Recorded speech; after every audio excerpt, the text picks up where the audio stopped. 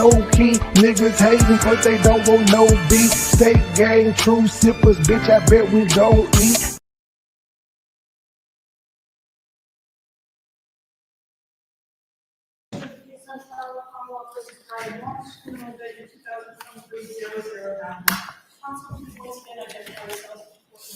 Good morning, Your Honor. Greg Conner for the Commonwealth. Good morning, Your Honor. Ann Yaz for the Commonwealth. Morning, Your Honor. Tracy Cusick for the Commonwealth. Good morning to the Commonwealth. Good morning, Your Honor. Good morning, everyone. Kelly Portis on behalf of Mr. Walsh. Good morning, Your Honor. Larry Tipton for Mr. Walsh. And good morning to the defense counsel and to the defendant. Anything anyone needs to raise with me before we bring the jury in? Yes, just a few housekeeping matters, Your Honor. We entered 5 stipulated exhibits of banking records. And so I'm prepared if you would like those for your own record keeping, but they are up here. They've been stipulated to, and then They relate to the stipulation from yesterday regarding banking records or something different? they relate to yesterday's stipulation. Okay. So they've just been marked as the next 5 exhibits. All right. That's fine. And then Where does that put us on the exhibits marked for identification? That is, what's the next one? The next one for ID is I. Aye. But these the name is exhibit. these went as exhibits, Your Honor. So the next exhibit number would be Thank you for 62. the clarification. So these 5 went in for as exhibits, what through what? 56, 57, 58, 59, and 60? And 61. And again, Commonwealth, what are they banking records from where? So 56 is Apple Credit Union. 57 is Barclays / JetBlue credit card. 58 is Leader Bank. 59 is JP Morgan Chase. Hold on. Certainly.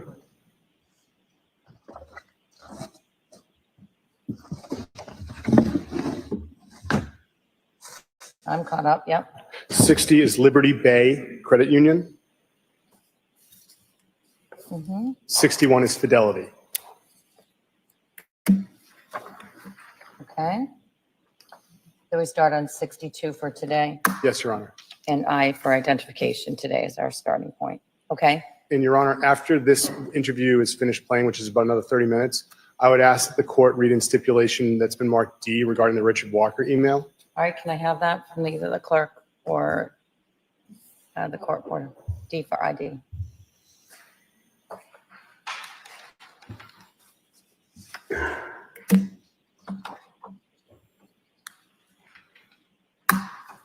Thank you, Madam Clerk. Thank you, Your Honor. Anything else from the Commonwealth? Nothing further, Your Honor. And from the defense, anything this morning before we bring the jury in? Just briefly at sidebar, Your Honor. Sure.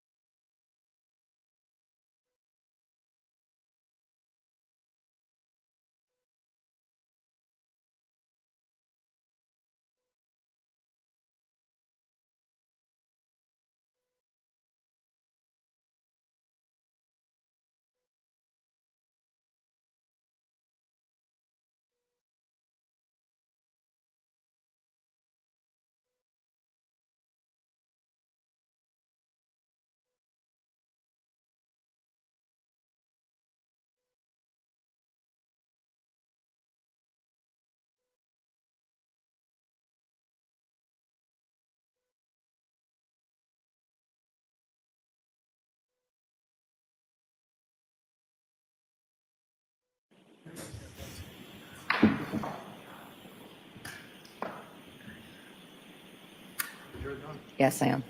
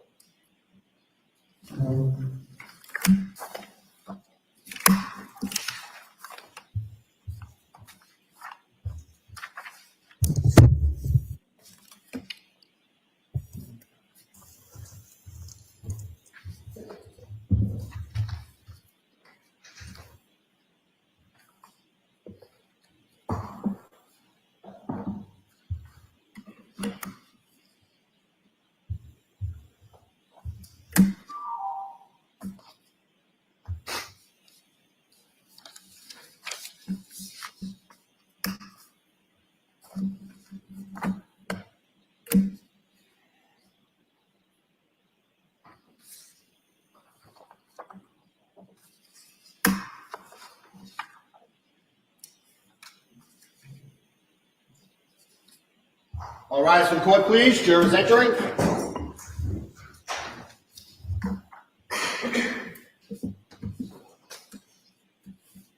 Morning.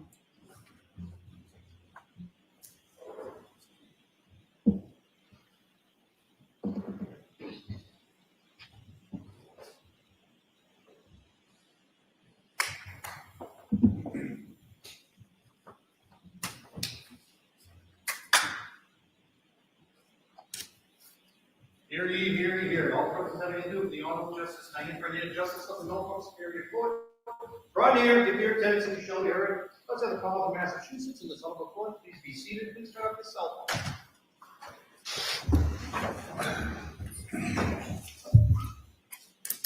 phone. Good morning, jurors. Hope you had a good night. Jurors will start today, as I promised, with the 4 questions. Jurors, were you able to comply with my order that you not do any research about this case?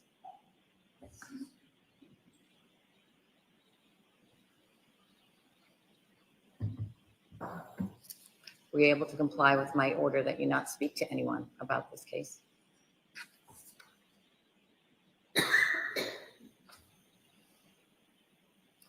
Have you stayed away from all social media and/or news media?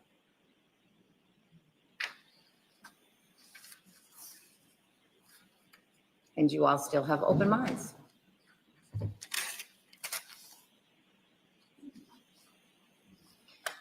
With those 4 questions all answered by, in the affirmative by all 16 jurors, we're ready to begin today's work. Witness may be called to the stand. Thank you, Your Honor. Commonwealth would recall Harrison Schmidt.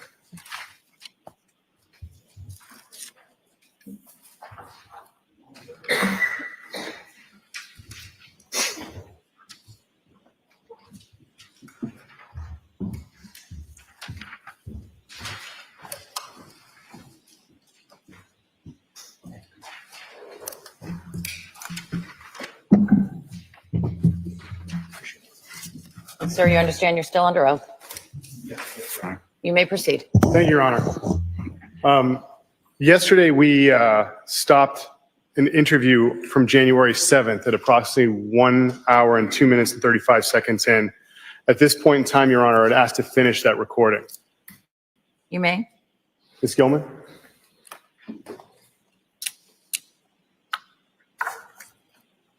More than that, so. Was the movement on the very. Ms. Gilman, could you make it a little louder? When was her scheduled flight back? Tuesday morning. Thank you. Yeah, I don't know which Sunday one. off because of one. Yes, that was the understanding. Okay. And then, correct me if I'm wrong, you said on Friday 30th, when she landed, she told you that she had a work issue she had to go back. She was alluding to things being very busy with stuff on Friday. And I remember her being tired. Did she book a return flight earlier? Did she change the reservation? Did she book a new one? I don't see, here's the thing, she sent me the flight coming to Boston, but she never sent me the return flight. All I know is that she told me she had a return flight on the 3rd, but I don't know what time or what that was. I assumed everything was just the way it was, and then she moved the schedule up 2 days, which is not the first time she's done that. I mean, it is the whole thing is a bit, and it was odd, but considering the last couple months, it wasn't so much that I was like, hey, wait, what's happening? Whereas I was talking to Jem was like, well, this seems insane. And I was like, well, Jem, these are the things that I've been dealing with over the last couple of months. So it wasn't something that I would be like, well, raise an eyebrow to. It was like, all right, all I did was further confirm that, I got to get to PC with the kids. We got to work this out. It's too much stress on the whole family. And that was the main thing. I just wanted to be there all the time. So did Anna ever tell you when the return flight was booked, aside from the Tuesday flight? Say again? In other words, did she tell you which flight she was booked on the 3rd? No, but she always took the first or second flight out. And she had said she had already booked flights for January. But we were supposed to talk about that. And then she said she did say she was changing a flight, but not this flight. She was changing a flight to Martin Luther King Day. So I don't know if she did that or if she didn't, but she was talking about changing that flight. That she was going to come in Thursday night, stay Friday, Saturday, Sunday, Monday, and leave Tuesday. And maybe try to leave, maybe say an extra day. So she was offering 4 or 5 days. Which is again, was normal when she said I'm going to take Thanksgiving, like 2 weeks for Thanksgiving, but I'm going to stay for 5 days when I come back. And she only stayed for 1 day, and then she was always like, I'm going to have more time. It seemed like she was having less and less time. Okay. On New Year's Eve with Jem, Yes. was Jem aware that she had to leave the next morning? No, Did why do you think that is? what I don't know. I mean, Jem, we were probably because we just wanted to. Most likely just to enjoy the time with Jem. He's only here for 4.5 hours or so, and we hadn't seen him in Were person. you aware that she was leaving the next day? No, I was aware that she was probably leaving early. Again, the assumption or story that in my head was that she was leaving Monday.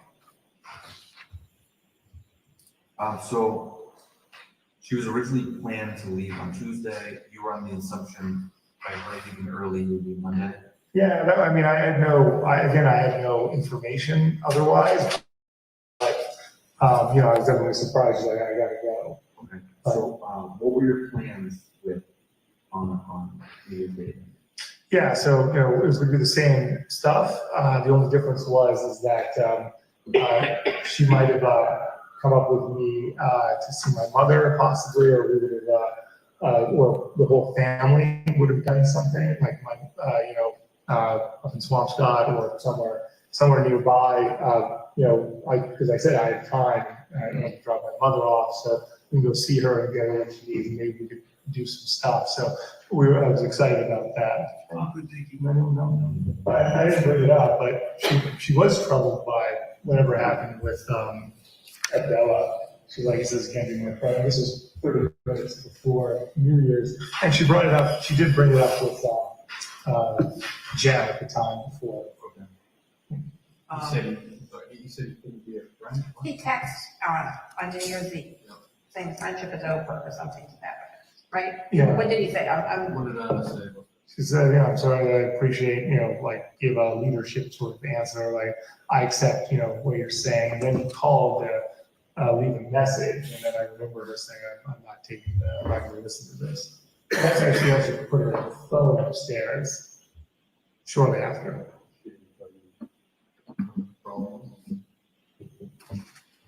I think she understood it. I think he was, He was saying that, you know, I didn't even see me for the holiday season. You're in town, you know, not seeing me in person, you know, often enough.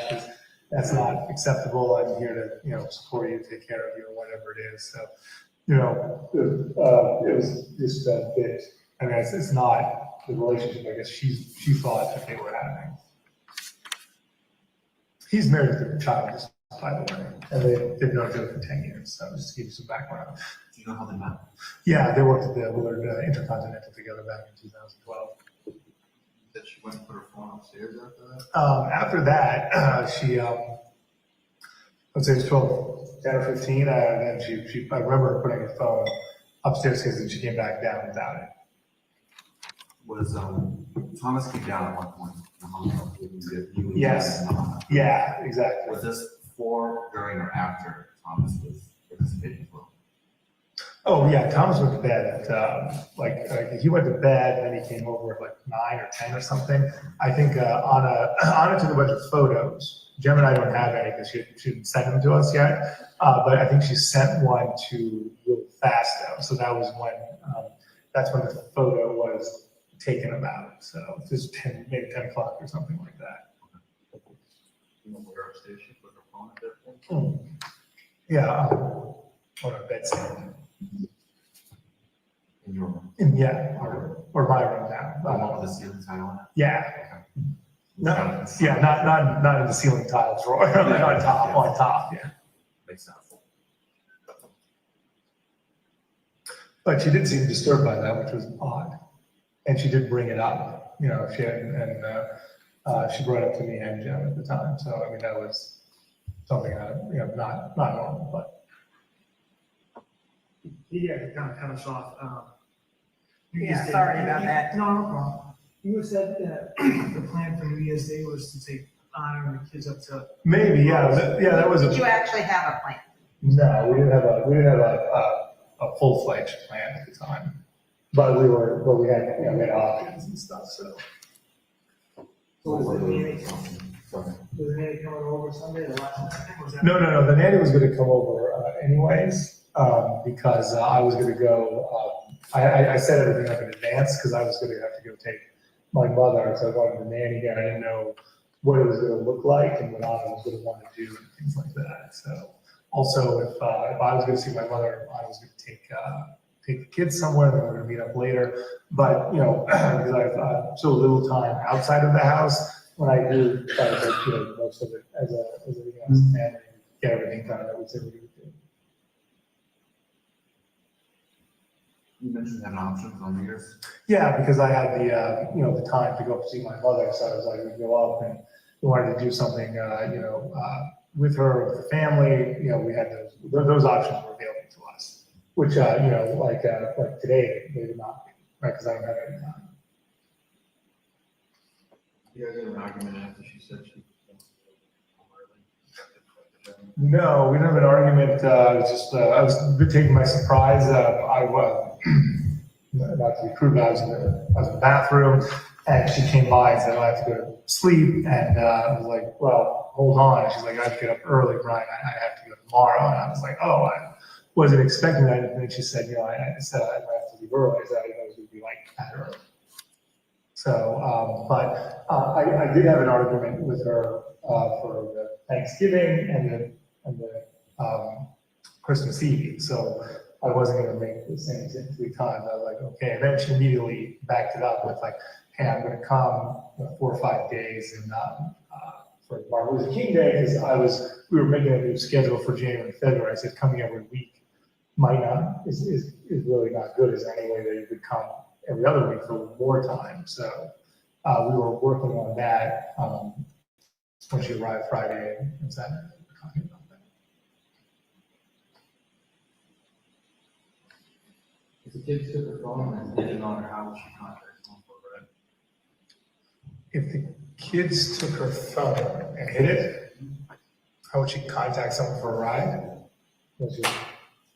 She wouldn't leave I don't think she would leave the house without the phone. But let's say that I'm wrong about that. So sure, she would use my phone, right? But she put Lyft on here. I guess she would download Uber get it, but I know where my phone was. And, we didn't have this phone at the time. So, there were phones in the house. She using any iPads potentially? Oh, there you go. She probably would be able to use the iPad to do it. I would not, but she would know how to. The only thing I saw was one phone, one and her laptop. That other iPad that I'm telling you about should be at the DC. She did have a laptop with her, but she programmed all of these. How did Thomas get his phone? I think my mother bought it on I forget when we got the phone, because she had to get the phone and, or my mother had it and she was bringing it with the watch and everything. So it probably came here on she probably bought it on the second or something. Everything came on the second. When you didn't have your phone, when you sent those emails, those 3 emails. Yeah. Who were they to again? So Zach and Daniel, my business partners at Let's, my wife and my mother. How did you send those emails? My laptop.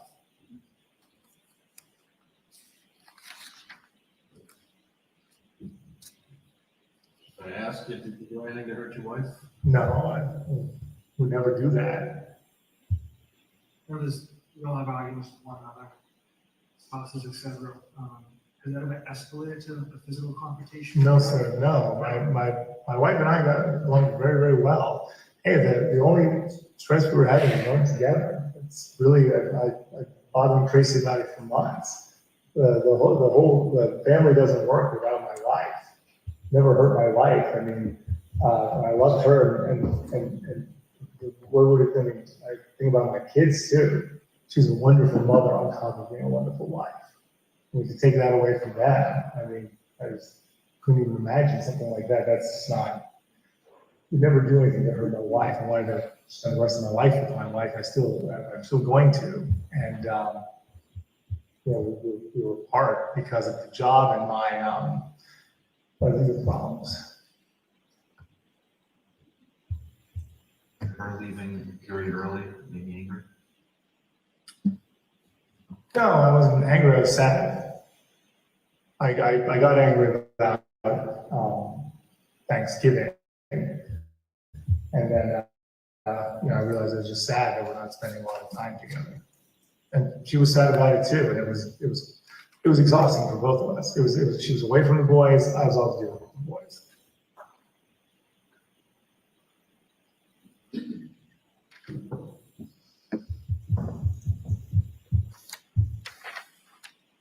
But my wife and I were a very good team. We agreed on almost everything. We agreed on I have to get to DC. It just didn't feel like we were the authors of our own lives. So that's why she wrote that thing. We have to be the authors of our own lives to make this happen, right?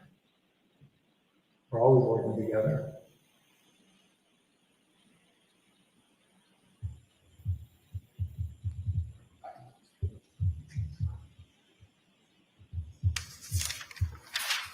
In your mind, where do you think she is right now?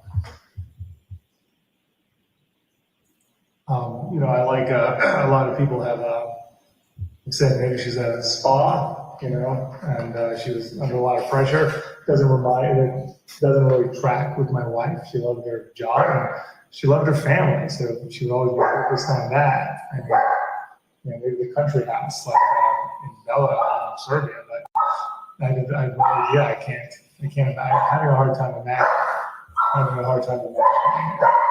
Does she have any other identification? She's got a Serbian passport or Serbian, international identification cards. One with NIP. I haven't seen her use them recently. I don't know if they're in. I don't even know if the date is on them or the proper date. If they're, Other than Serbia, any other ties internationally in the country she visited, or family or good friends? She's a language expert. She spent time in college in France, which she speaks perfect French. But she has a family, or if she has a friend there. I don't know if she's still there, Julianne. But other than that, that would be it. And then, you know, DC and Boston, I mean, just sisters in Canada, sure. They're asking for a broader, okay.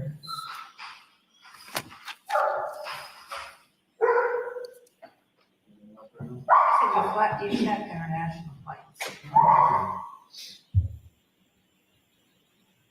Was she scheduled, it appeared in the newspaper. Not that I ever believe the newspaper, which is why I'm asking you guys. It appeared in the newspaper that she did have reservations to go back to DC on January 3rd. That makes sense, yeah. I'm just asking if that's confirmed. That's our understanding. Do you know what time? Something like that, I don't know. Plus, they have that one flight, yeah, always. And that she never changed that. To our knowledge, it's not canceled. There's a chatter between JetBlue and her over the last few months. Because when she doesn't call, she does something, they do it online, like online messaging. Oh, they should probably go to the JetBlue site. Yeah, they have a chat. Yeah, so that's, so she could be doing that and feeding kids or something like that. There's a, right, but a lot of times she would talk to them and it wouldn't work out, and then she would take a break and then come back. Yeah, so sometimes, I mean, I don't know if it, you know, it could be like, they're like, we'll just come and change at the counter, or they're like, I can't do this. And she's always asking for, she had gotten a good status, especially with the card, so I don't know what her deal was, but it's possible that, because she said when I have this, they can make changes at the counter, upgrades at the counter are different, so, yeah, she never called them.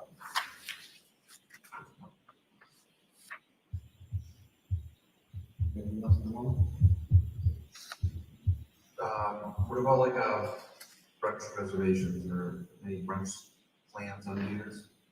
That's a possible thing. Not that I know, but Anna was talking about making some, so I don't know if she did it or not. Like, I haven't checked, I haven't looked for anything on Open Data or Resi or anything like that. I could take a look. Then, Because last year we went the whole family, we did go to brunch. So that is a very normal thing to do. So normally it's like a bigger Yeah, scheduled plan for New Year's. right, but I mean, this year, just what things were up in the air. So, a lot of time outside of the house on New Year's Day. When did you put that request in? Was it a normal Thursday request? Yeah. No, always Thursday. And the request was from what, from 3 to 9? 3 to 9, So they wouldn't have been brunch. No, yeah, we wouldn't have a brunch, but it was good. That's Would not- she have gone to brunch without you? No, well, she would have left. No. I mean, if she were going home on January 3rd, would she have gone out to brunch with other friends or anything? No way, no. The only time when she was here that she saw someone without me was Rima. And I was only twice, she did that twice. That's the only, everything else we would do together or people would come to the house. The time together was very important for us. Those friends in the area. Peter Kirby, Do you think we should speak to as far as that Luann of Oakwell, that she was close with the house? Peter Kirby, they were in the same leadership school together 3 years ago. And he lives with his wife, Angela Marshall. They've been calling for support. Jim Lulu, who was here, obviously, a family friend, and someone who was, obviously loves Anna very much. Rima Ferrer, she was Anna's mentor, and they were very good friends. Those would be the main ones that I would think of.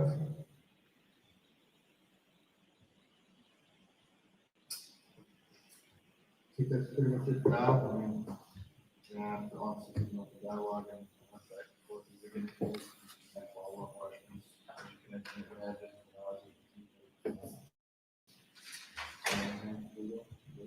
I might have it here. That's helpful. Yeah, I'm gonna get that going.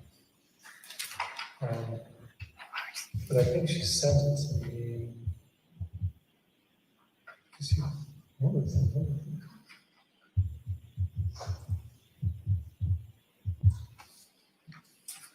this be it?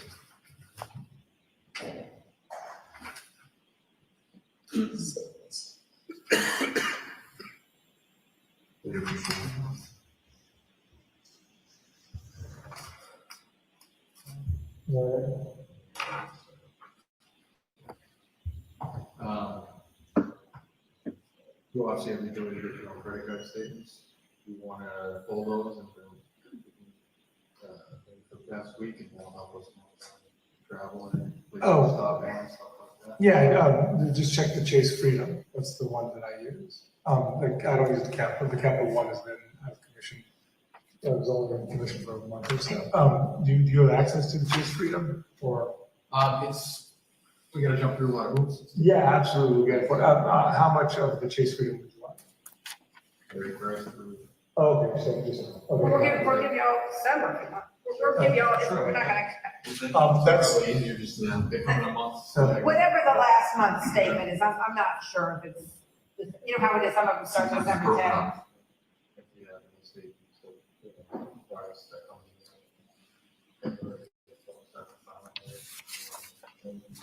Yeah, so will I, but I don't think they do it. I'm still not. I have dealt with Anna, that's everything online. Yeah. Anna's cousin, one of the Milan? land dispute conservator. Milan, yeah. Milan, I was gonna ask his name. Yeah. Last name? Lubitsch. Has he ever contacted you? No. Yeah, I think he's does speak English though. So you said there was a conflict that. Yeah, there's a terrible conflict. If you speak to Alexandra, she'll know more about it. But since I've been on basically what happened 2 generations ago in Serbia, in Belgrade, Anna's father's mother, sort of grandmother, bought a piece of land with her sister or something, and then they had kids, and there's been a land dispute over it because now it's worth a lot of money, and you can build a large building there. And that building, that kind of money in Serbia will change your life. I mean, it's like winning the lottery here. And then they've been fighting over it for many, many years, 20 years. They thought they were going to resolve it in 2017. And then things didn't work out. Things went back and forth. And then just this Thanksgiving, they,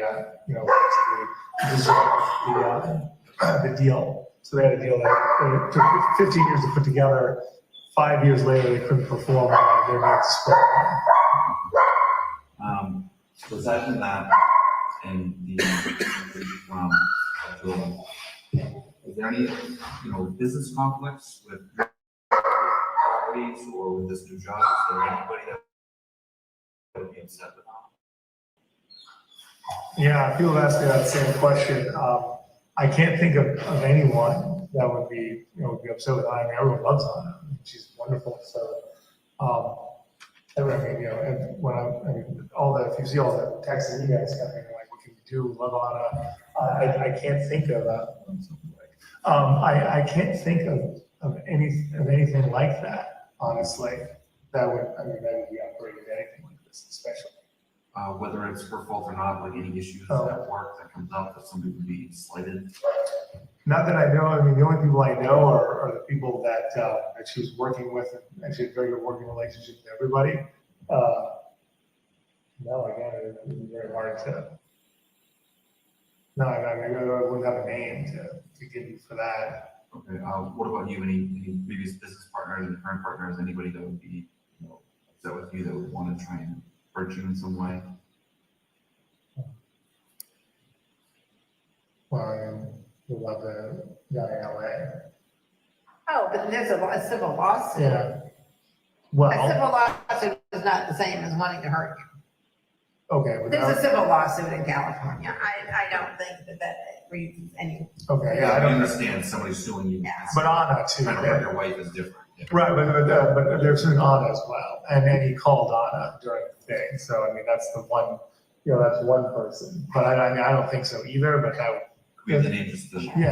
was a lot of The gallery. gallery thing, but he had Ron. Ron Rivlin, yeah. But he called Anna and he brought her into the case. What do you say? What call?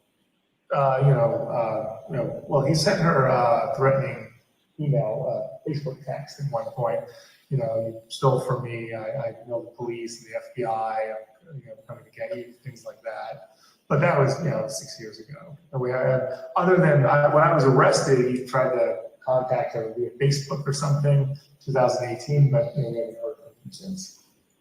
What were the 18 contacts? 2018. I think it was just he was trying to friend her or something like that. All that for the criminal stuff started. That's right. Sorry. Yeah. But that would be someone who, certainly I have a different situation. So him and there's Jung Lee in Korea, but highly unlikely. I mean, he's a son of a billionaire. I don't think he would. What in Korea? His name is Jung Lee. It's another person involved in it. Yeah. They're getting restitution and everything. Also, The guy is- Jung could care less. Yeah. I don't think anything of that would rise to that. Yeah. Same with Arnaud Dubuis. And besides, they would be pissed at him, not. Yeah. Ron is the only one that tried to bring us Chung Lee is Hobbits. And what was the other name? or the other person who Arnaud Dubuis, who's in Paris. He's a art dealer. Were they all partners in there? No, it's all a separate situation. So why separate incidents, like aside from? Yeah, well, they're similar They're brand. separate incidents, and honestly, I don't think anything about his criminal case would have anything to do with this. I don't either, but I still want to know. But those are the names of the players. And Ron was the one who did have contact with my wife and did serve my wife at work. Okay, but if people have a problem with you or your wife, like most of the people we want to Right. understand that some of those people may be very passionate, they have any involvement in this. Well, definitely Korea and France are pretty, he's the other guy's in LA, so. If anyone contacts you or some about We're, any like contacts. We will give you any information that we get. What was that, a truck was here last night? With, out-of-state place, was that a visitor or? Madame Gilmore? What time did he arrive?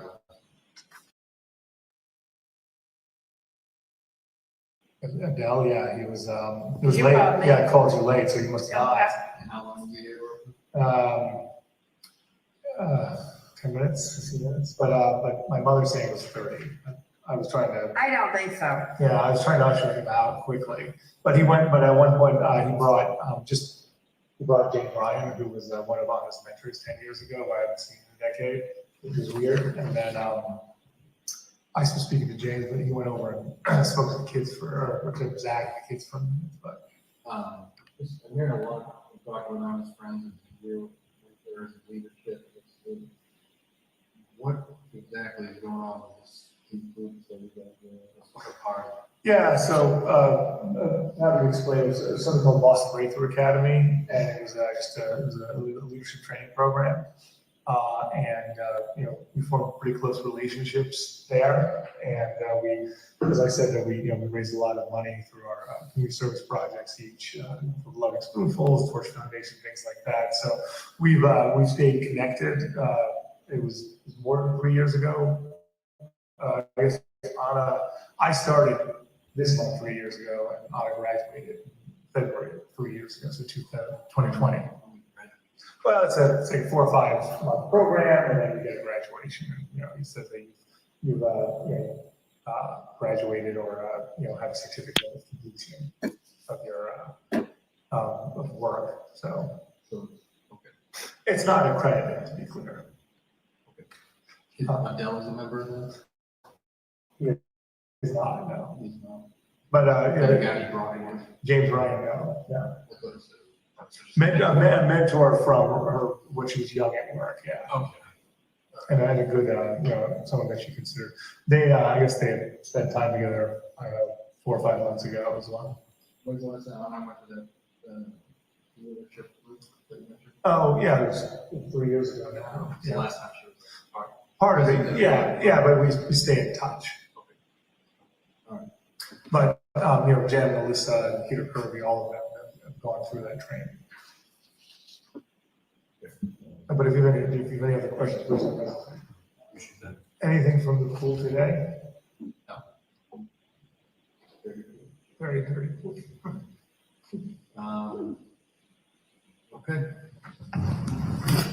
It is, 15:36. Sherman. Your Honor, Yes, could the Commonwealth request that identification D is read into the record? sure.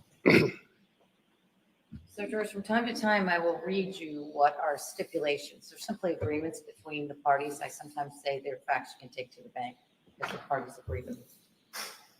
I'm going to read such a stipulation now, marked for identification as Exhibit D for ID.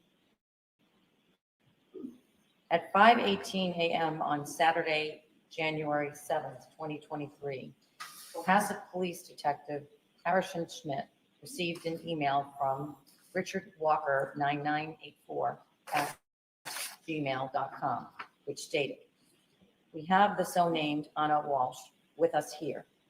We had a deal worth $127,000. She messed up. We have her here with us, and if she doesn't pay the money, then she'll never be back. And we know that the police and the FBI are involved. Good luck finding us." Detective Schmidt received a second email from Richard Walker 9984 at gmail.com, which stated, "Here is Anna Walsh. Unless she pay the money we deal, she isn't coming back. Comma, comma. Thanks and good luck." The second email had an image of a woman who was not Anna Walsh, and using an image search, police found the image on iStockPhoto.com under, quote, "kidnapped stock photos," end quote. On January 7th, 2023, police obtained a search warrant for data associated with the account Richard Walker 9984 at gmail.com. The search warrant was sent to Google, and investigators learned that the Internet Protocol address, the IP address, with the Richard Walker 9984 email account geolocated to Nigeria, and no IP addresses located in the United States were associated with the account that sent the Richard Walker 9984 at gmail.com email. The Commonwealth is not alleging that Brian Walsh sent the Richard Walker 9984 at gmail.com email. Thank you, Your Honor. So, Sergeant, a couple questions about that interview. There's mention of an application Viber. Could you tell us what that is, if you know? It's a messaging application. And there's also mentioning of WhatsApp. Do you understand what that is? Yes, that's also a communication app. Dula Almatari, And what is his relationship to Anna Walsh? a previous coworker from the hospitality industry, There's also mention of Peter Kirby. What is his relationship to the Walshes? a family friend. During the interview, a dog can be heard barking. Where was the dog located? In the crates in that sunken-in family room. And you had the opportunity to be at the home a few times between the 4th and the 7th. What issues did you ever have with the dog? None. There was also mention of the pool today. What was going on at the pool that day? During that wide-scale search, we had drained the pool to get a better look at it. Now, after January 6th, when the Cohasset Police Department had a press conference, what happened to your voicemail and email? I was inundated with messages and tips from the public. Why is it that your voicemail and email were inundated? I was the point of contact for any information, so my department email and phone were listed and disseminated to the news and social media. And was Richard Walker email one of those things that came into you after that press conference? Yes. Now, Ms. Gilman, could we have what was marked yesterday as Exhibit 44?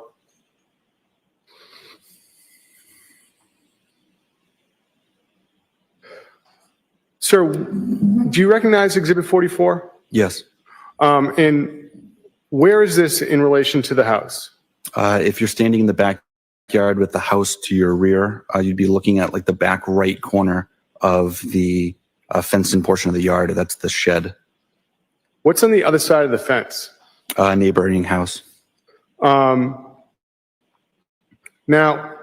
you and Ms. Gilman, can we have Exhibit 47 from yesterday? Sir, do you recognize this? Yes. This is the what you said was the missing poster you created? Correct. Now, what information? Where did you get the information to create this poster? I made this on Thursday, so I had the information from the patrol report, the NCIC missing persons form, and the information from the first interview with the defendant. Thank you. If you could take that down, Ms. Gilman.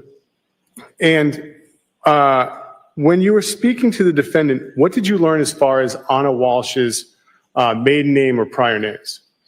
There was a previous name of a Nip, K-N-I-P-P, and a maiden name of Lubitschek. Now, after that interview on the 7th, what did you do next as far as your investigation? We continued to reach out to friends and family, gather more background information. And on the 8th, what did you do in the morning? We briefed at Cohasset Police Station a plan to execute a search warrant. And where were you going to execute the search warrant? 516 CJC Highway. What time did you have the opportunity to execute the search warrant? Around 9 a.m. And so when you executed the search warrant, who was with you? Myself, I believe Chief Quigley, the day shift for patrol, the state police detectives, crime scene. I believe that was it. And who was at the house when you executed the search warrant? The defendant and his children, and Diana Walsh, the mother. And what did you do with those people in order to execute the search warrant? We had reached out to Attorney Minor, and she came to the scene, and they all left with Attorney Minor. Now, did you ever have the opportunity to speak to Mr. Walsh again on January 8th of 2023? Yes. Where did that conversation take place? Attorney Minor's residence in Scituate. And who was present for that conversation? Attorney Minor, myself, Trooper DeChico, Trooper Proctor, the defendant, and his children were in the other room. And have you had the opportunity to review a recording of that? Yes. And does that fairly and accurately depict the defendant's statements in that interview? Yes. Your Honor, the Commonwealth will proceed to have this marked as the next exhibit, which today I believe is 62.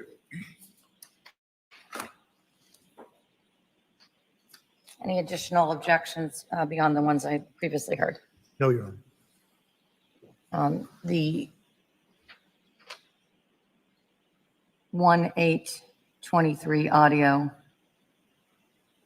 will be marked and is now in evidence as Exhibit 62. And for the record, for those of you keeping track over there, the jump is as a result of the following. The parties agreed to, and woman I had indicated to the council, now will indicate to you on the record, certain financial records the parties agreed to have been admitted into evidence, and those records are now in evidence as exhibits 56, 61. They comprised records from Apple Credit Union, Barclays JetBlue Credit Card, Leader Bank, JP Morgan Chase, Liberty Bank, Bay Credit Union, and Fidelity Records. So, Thank you, Your Your Honor, with the court's permission, may the Commonwealth play exhibit 62? You may. Thank you. Ms. Gilman? Sunday, the 8th. My name is Harrison Schmidt. I'm a detective at Cohasset Police. Trooper Michael Proctor, Norfolk County DA's office. David Chico, Trooper, Norfolk DA's office. Tracy Minor, attorney for Brian Moss. So we're here at 244 Gannett Road in Situate. Did you see the time? Yep. Okay. Let's see. So yes, the last time we spoke was yesterday, and I think we asked you to give us a good account of where you went when you left your house on the 1st, and you told us that you'd gone to visit your mom, went out, ran a few errands for Whole Foods, CVS, and thank you, ma'am. You told us that the Whole Foods was across from the house, and your mom lived in Paradise Lane, and the CVS was in Daniels. Where, which CVS in Daniels was it? No, sorry, maybe it's like, by the nail salon that, on a nice years ago. What road would that be on? By Kathmandu, Boston Shop. Kathmandu. And what did you purchase there? It's probably the alcoholic wipes or the other wipes, whatever it's called. I forget what it's called. Okay, and the method of payment? And the time that you would have been there? 7? 7 p.m.? Yeah, 11. Okay. I was looking for, I don't know, for the children. Okay. You guys, Well, we know that you got back to Cohasset by 8. After 11:30, yes. But It's not an exact science, but like a general approximation. Before 7, most likely, it gets dark out, so we're like. Was it dark when you got there? Yeah, yeah. It was. You think it was 6:30?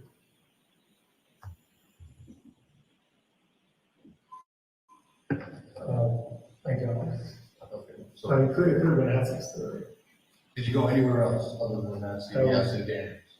That was the only place I went. In the whole group. And you went there Earlier. for the time? Yeah.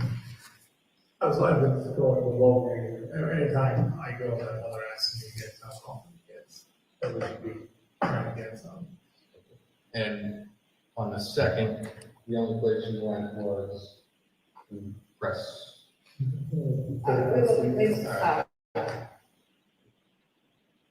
On the 2nd, may I have a look at that?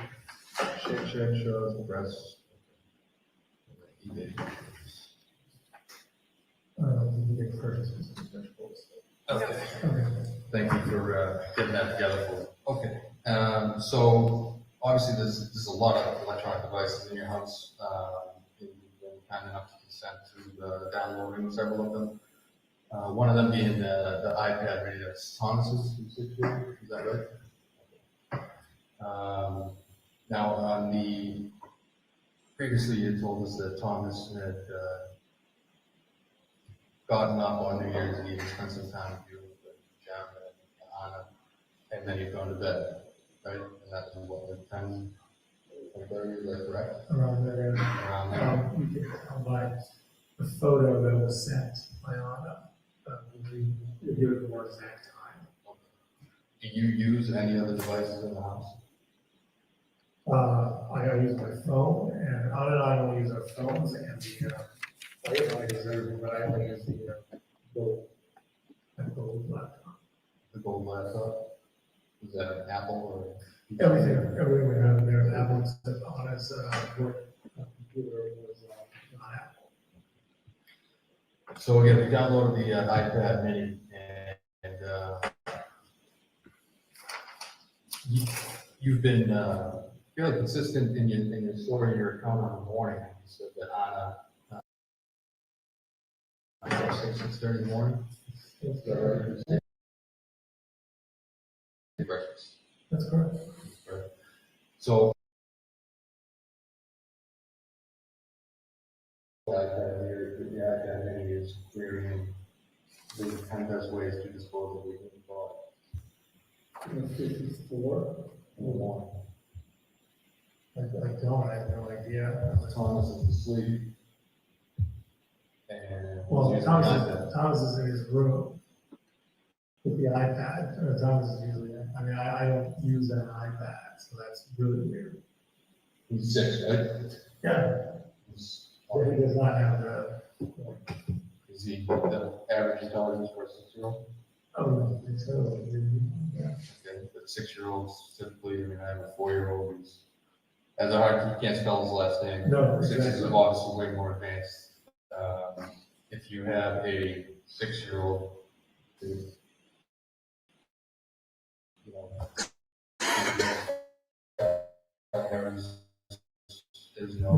there's dozens of searches and that iPad on the morning of the 1st that ask how to dispose of the body, how to get blood out of hardwood floors, how to dispose of the body in the trash, how to stop a body from decomposing, and how do you explain that? I don't have no idea. So you're not using that iPad? No, so, I mean, only to get it for his speaking meetings. Okay. On 11/6, right? That's what I believe, yeah. So throughout the afternoon on the 1st, when I was gone, the device continues to query how to get blood stains, does blood remove, does the dishwasher remove blood from a knife, so on and so forth. These queries continue on January 2nd, 3rd. I saw his number of body, things of that nature. Does that determine that? It is 11/21, still January 8th, 2023. Pretty important. Sergeant, after that interview was over, what did you do? We went back to the Cohasset Police Station. If you could keep your voice up, sir. Sorry. We went back to the Cohasset Police Station. And did you ever have the opportunity to see Mr. Walsh again that day? Yes, About what time? about 4 p.m. And where was that? at Attorney Minor's residence in Situate. And what did you do with him at that point in time? I placed the defendant under arrest. Now, where was the defendant taken after you placed him under arrest? The Cohasset Police Station. And did you ever have the opportunity to see his hands on January 8th and January 9th? Yes. The Commonwealth would seek to publish what's been marked as Exhibit 48, which is file number 7697. That's one of the previously admitted exhibits from yesterday morning, yes? Thank you, Your Honor. You may publish it.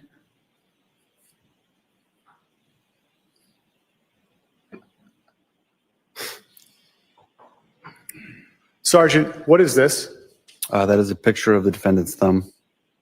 And if the Commonwealth could publish Exhibit 49, which is file number 7701, also previously marked from yesterday, Your Honor. And Sergeant, what is this? That is the picture of the defendant's thumb, and you can see the blue tile from the booking room floor in the background. Ms. Kilman, if you could take that down. Now, Sergeant, what did you do on January 9th in this matter? I went to 300 Forest Street in Peabody And about what time did you get to 300 Forest Street in Peabody? around dusk. And why were you there? We had collected 2 dumpsters from the apartment complex at 330 Paradise Road. Those were transported to a transfer, like a trash transfer station in Peabody for examination. And so what were you doing? Well, so when you got to Peabody, about what time was it? I was right around the beginning of dark. And who was there? Myself, Detective Lieutenant Lopes, Lieutenant Tully, members of the CERT team, and other troopers. And Lieutenant Tully, he's with the state police and opposed to Detective Lieutenant Lopes with Cohasset. Correct. Okay. And so what were these state troopers doing? Not Lieutenant Tully, but the other ones you just mentioned. It's a big warehouse with trash lining on the walls. We had dumped the contents of the dumpsters in the warehouse, and we began searching the bags, bag by bag. And why were you doing? So what would you do with the bags when you searched them bag by bag? The contents of the bags were opened. It was spread out on the ground. We'd look at the contents, see if it was important. If it was, those were moved to like a tarp or plastic or paper sheeting where they could be documented, photographed, collected as evidence. If the Commonwealth could publish Exhibit 50 from yesterday, Your Honor, which would be file number HAS 7025. You may. Sir, directing your attention, what is this? This is plastic sheeting. And can you see yourself in this photograph at all? I can see my feet Where are your feet located? at the top of the frame. And if you could just tell us like what you're wearing for footwear? Brown leather boots and gray pants. And if the Commonwealth could have Exhibit 51, which is file number 6810. So, Sergeant, what are we looking at here as far as the process that you were describing? So this is right when one of the bags was opened for examination. The contents was dumped out so we could look at it. And if we could go to Exhibit 52, which is file 6867. Now, what are we looking at here in relation to the previous photograph? Those are the contents moved to like tarp and plastic and paper sheeting so they could be further examined.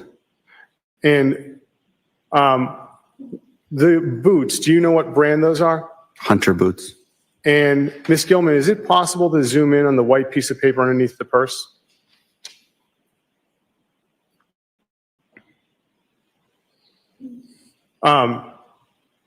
Sergeant, did you see that white piece of paper that night? I did. What was that? That's a COVID-19 vaccination card with the name Anna Walsh on it. If you could close out of that.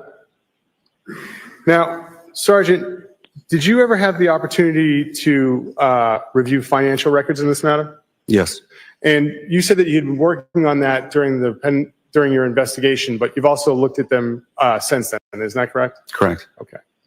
At this point in time, Your Honor, the Commonwealth would ask to publish page 6 from Exhibit 56, Apple Credit Union.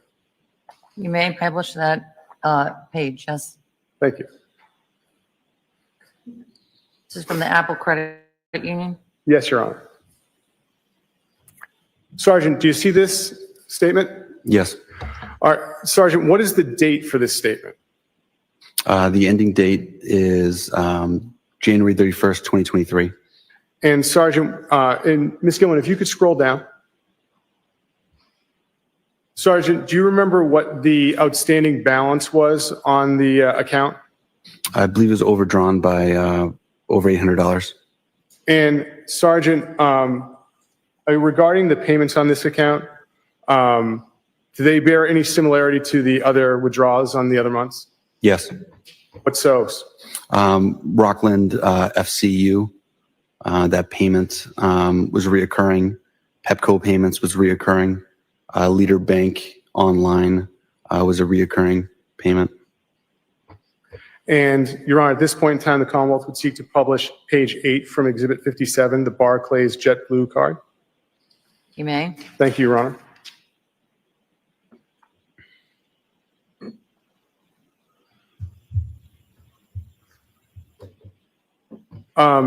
Sergeant, what is the date for this statement? Statement period ending in January 17th, 2023. And what was the balance for this statement? Statement balance as of 1/17/2023 is $2,145.69. And Ms. Gill, and Your Honor, if we could publish page 10 from the same exhibit? You may. Thank you.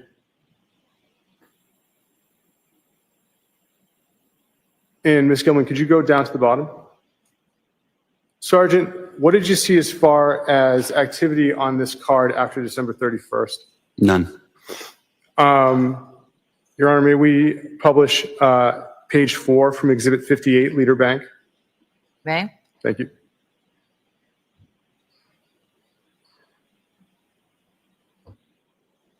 Sergeant, do you recognize this statement? Yes. What is this for? This is a mortgage payment for investment property. And do you see an address associated with it?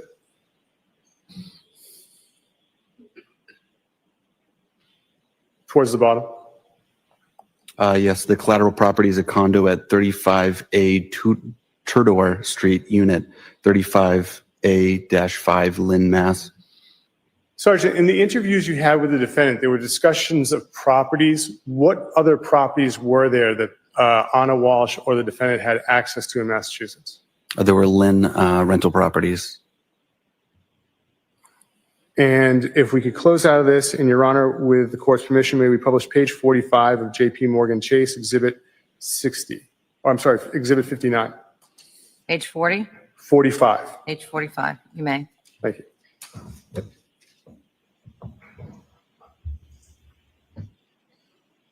Sergeant, what is this account? This is the Chase Freedom Card. And when is the period ending for this account? Ms. Gilman, could you scroll down just a little? Under opening and closing date, what are those, sir? The range is October 18th, 2022 to November 17th, 2022. And Ms. Gilman, could you scroll up? What was due on the account at that point in time after the November date? $0. And with the court's permission, the Commonwealth would seek to publish page 47 of the same exhibit. You may. Thank you. Now, Sergeant, directing your attention to page 47 of the same exhibit, I'd like to ask some questions about October 30th. Do you see that entry on it? Yes. What is that state on October 30th? A United flight was purchased on the 30th for November 23rd, 2022 from airport code IAD to airport code DUB. What is the date associated with that? November 23rd, 2022. The next line down, sir? Purchased on the same date of October 30th, a Air France flight departing airport code DUB to arriving CDG, and then a connecting flight CDG to BEG. And the next line after that, sir? Oh, and by the way, what was the date associated with that airline? That was 11/27/2022. The next line on October 30th, sir? A flight from Lufthansa Airlines for the date of December 7th, 2022, leaving BEG to airport code FRA, and then a connecting flight FRA to BOS. Do you know BOS's airport? Boston Logan. Do you know IAD? IAD is Dulles in Virginia. What is DUB? Dublin in Ireland. What's CDG? Charles de Gaulle in France. What's BEG? Belgrade. What is FRA? Frankfurt. Now, if the Commonwealth could publish page 97 on, one moment.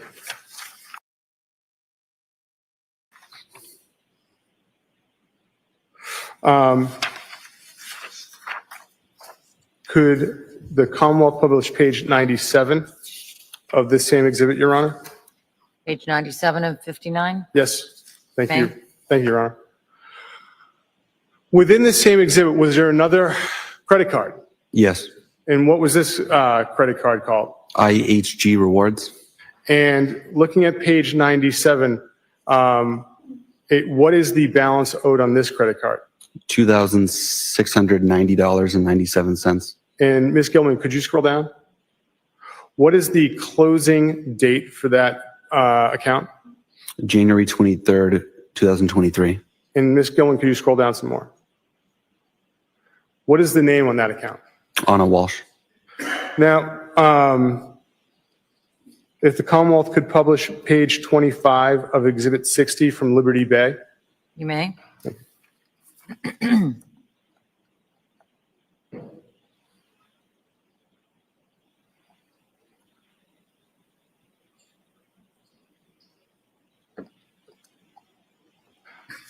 Do you recognize this statement, sir? Yes. What is this? This is a Liberty Bay Credit Union statement ending in January 31st, 2023. And who's the name on the statement? Anna Walsh. And what is the balance on the statement? $3,388.98. And do you see those withdrawals on January 3rd and 4th? Yes. Do they have any similarities to other withdrawals and other statements within this exhibit? Yes, the MLS property was reoccurring every 3 months, and the WJ Management and Great North Prop were reoccurring monthly. If the Commonwealth could publish page 7 of Exhibit 61, Fidelity. You may. Thank you, Your Honor.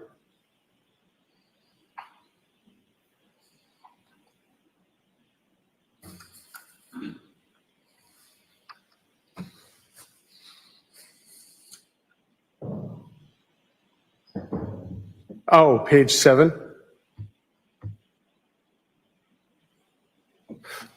Sir, within Fidelity, how many accounts were there? 2. And do you recognize page 7? Yes, this is account ending in 5493, a IRA account. And who's the name on the IRA account? Anna Walsh. And what is the date of the investment report? February 1, 2023 to February 28, 2023. And what is the account value at that point in time? $93,615.82. And if the Commonwealth finally, Your Honor, could publish page 118 from the same exhibit? You may. Thank you. What account is this, sir? This is an individual investment account ending in 5491 for Anna Walsh. And what is the investment report date? February 1, 2023 to February 28, 2023. And what is the account value? $117,719.74. Can you take that down, Ms. Gilman?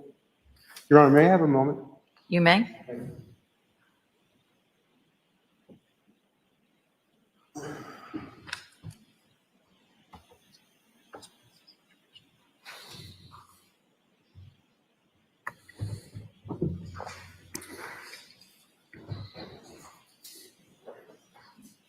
Your Honor, at this point in time, could the Commonwealth ask that you read in G for identification, another stipulation? Yes, may I have G, please?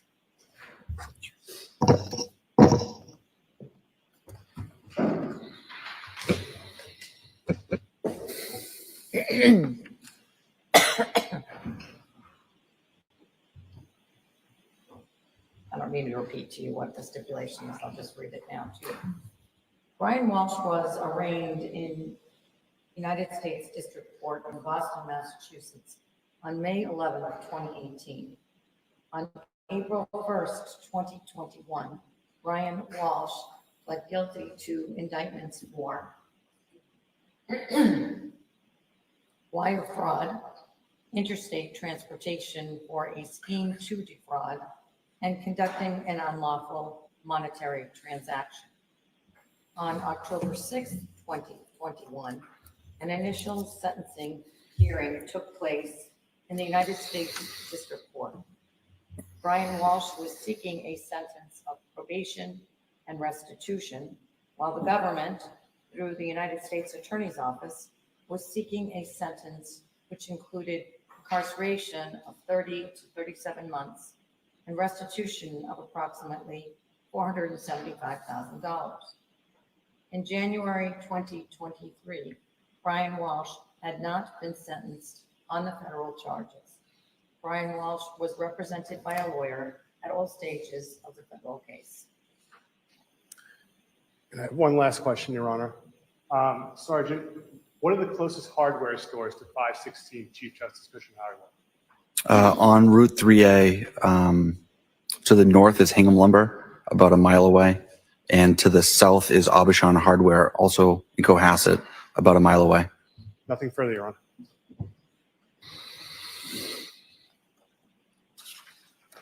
Cross-examination. Yes, Your Honor, thank you. You may proceed. Morning, sir. Good morning, sir. Those financial records that were just displayed to the jury, tell us in your own words, what's the significance of those? It goes to the totality of the circumstances in the investigation. It gives us background and just an understanding An understanding of what? of the entire investigation. Well, what those records show, isn't it, is that there was a lot of automatic payments being made. Yes, Those records do not show any withdrawals reportedly by Mr. Brian Walsh, do they? correct.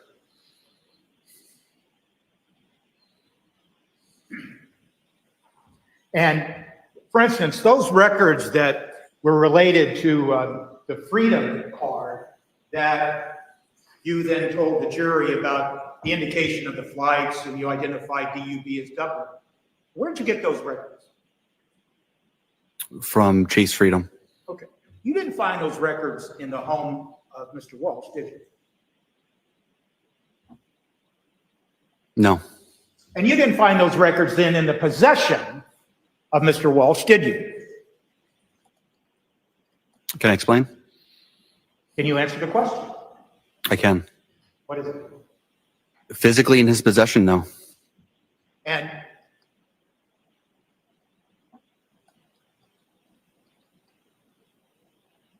when you were talking and asking Mr. Walsh questions, both on January 4th, January 5th, and later on January 7th, and then on January 8th, he never once told you anything about Anna Walsh being in Dublin, or he was suspecting that she was in Dublin, or anything of the sort.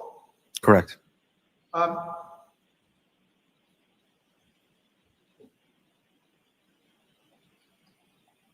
When you were talking to Mr. Walsh back on January 4th and January 5th, he forthrightly told you about the federal case, didn't he? Yes, And he told you that it was, I think he used the word integrity. He admitted that this was all his fault, correct? That was just read to the jury about the federal case. That was the same case, wasn't it? correct. About involving Warhol paintings that were fraudulent, correct? Yes, And as far as you know, and based on your investigation that's gone on for some time now, other than that federal, there's no other federal case. Let me ask you. I'm not aware of any other federal case. And it'd be one of the things you would do as the lead detective in this case to make sure you knew about other pending federal cases or things like that, correct? Yes,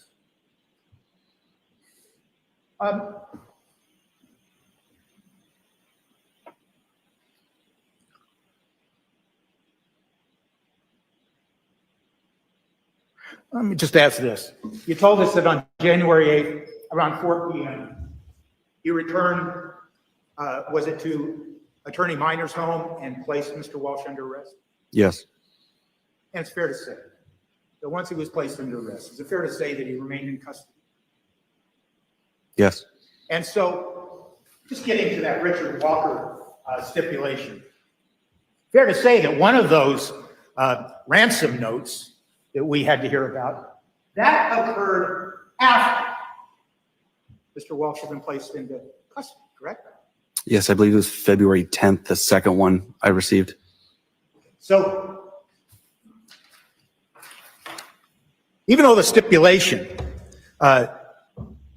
entered into evidence was that everybody agrees that Mr. Walsh had nothing to do with that Richard Walker tip, nonetheless, you knew and the detectives knew early on in this case that that Richard Walker tip had nothing to do with Mr. Walsh, correct? That was our understanding. Okay. Now, I want to focus your attention on what we heard on the January 8th interview. By the time you got to Tracy Minor's home, you and your colleagues had done an investigation on what's been referred to as a mini iPad, correct? Yes. And that mini iPad was associated with one of the sons, the oldest son, correct? Correct. And when you listen to that recording, when you listen to the questions that are posed to Mr. Walsh, and you ask him about that mini pad, his demeanor changed, didn't it? Yes.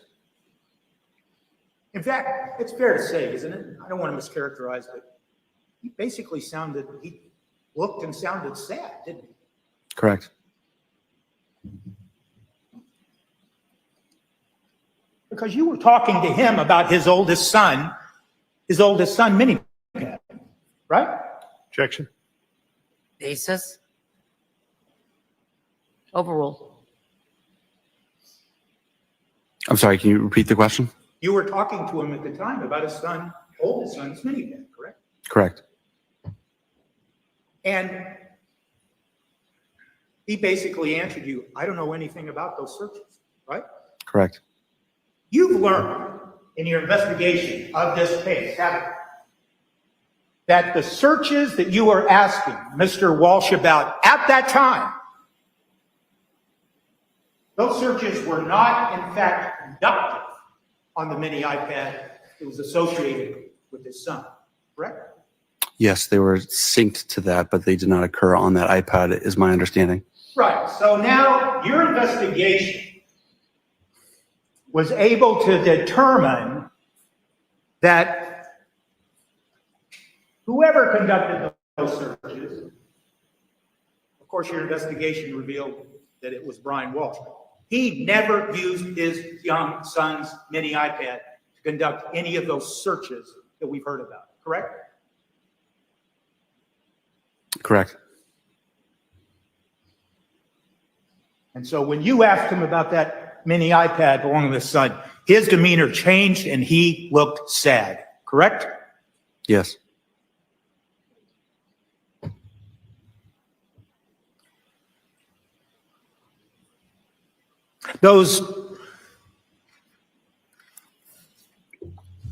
Okay? Yes, sir.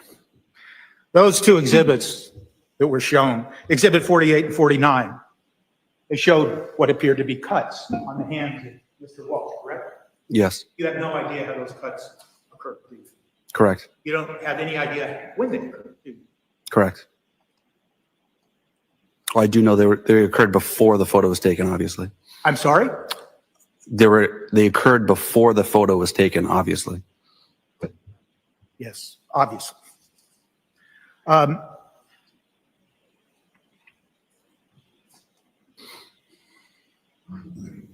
So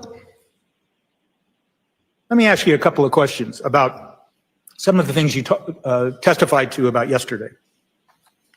One of the things you testified to is at some point after going to the home and talking to Mr. Walsh on January 4th, you and I believe it was Detective Lawrence?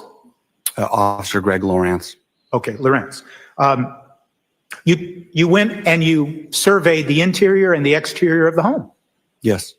And one of the things that you were doing was, as a trained law enforcement officer, you were looking for anything that might give you a clue or anything suspicious or anything like that. Correct. And that's how you're trained. Yes. And you're a very competent officer, aren't you? I think so. And in this case, you exercised that competency. And when you saw, for instance, that Volvo out in the parking lot, you walked out there and you looked inside the Volvo, correct? Correct. And is it fair to say that Mr. Walsh was with you at the same time? Yes. And you made note, and you told this jury about it, you made note that you saw a piece of plastic sheeting lying in the back of that Volvo, correct? Yes. And you even made note of what you described as a seedling that had fallen down into that sheet. Yes, that's what I remember. And eventually that sheathing was eventually seized, wasn't it? I'm sorry, I didn't hear that. It last was part. eventually seized, it was taken. That plastic sheeting? Not to my knowledge. Was there other plastic sheathing that was subsequently seized? Yes, And did that subsequent seized sheathing that matched the sheathing that you observed in the Volvo? it looked familiar. I'm not aware of any scientific comparison from one sheeting to the next. Okay.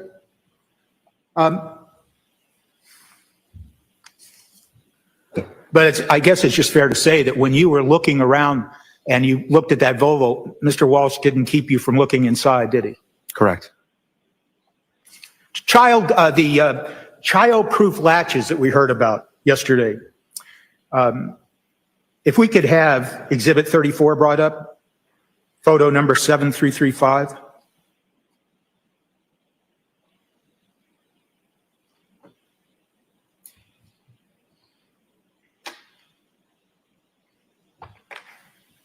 That's that door that you testified to yesterday? Yes, That's the door to the basement? correct. The childhood latches are at the top of the door? Yes, Anybody can undo those latches as long as they're tall enough to reach them? I assume with the proper grip strength, yes. Okay. And so any adult could probably release that plastic latch, correct? Yes, And as far as you know, on the door handle, there was no key lock or anything of the sort preventing somebody from going down into the basement? I don't recall a key lock on that door. And when you saw that door for the first time, was it open or shut?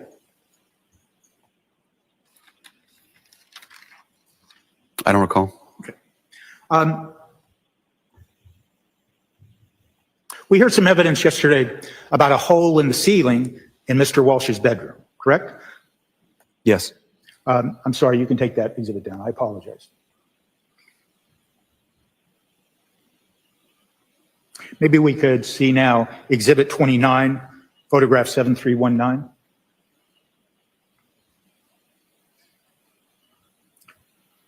Now that's the hole we're talking about, correct?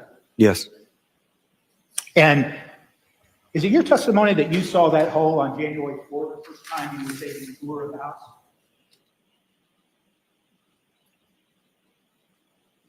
I remember seeing it on the 5th and not being surprised by it. And all you mean by that is, I could have seen it, but I'm just not sure. Yes, so I definitely remember it on the 5th, and I remember knowing that the ceiling tile was in the bottom drawer of that bureau or that nightstand. I don't explicitly remember seeing it on the 4th, but I believe I did just because I wasn't surprised by my seeing it on the 5th. Is it fair to say that when you talk about those ceiling pieces, they were stuffed in a drawer that was right there underneath the hole? Correct. And it was Mr. Walsh who showed you where those pieces were? Yes. And you didn't see anything on those pieces that raised any suspicion? No.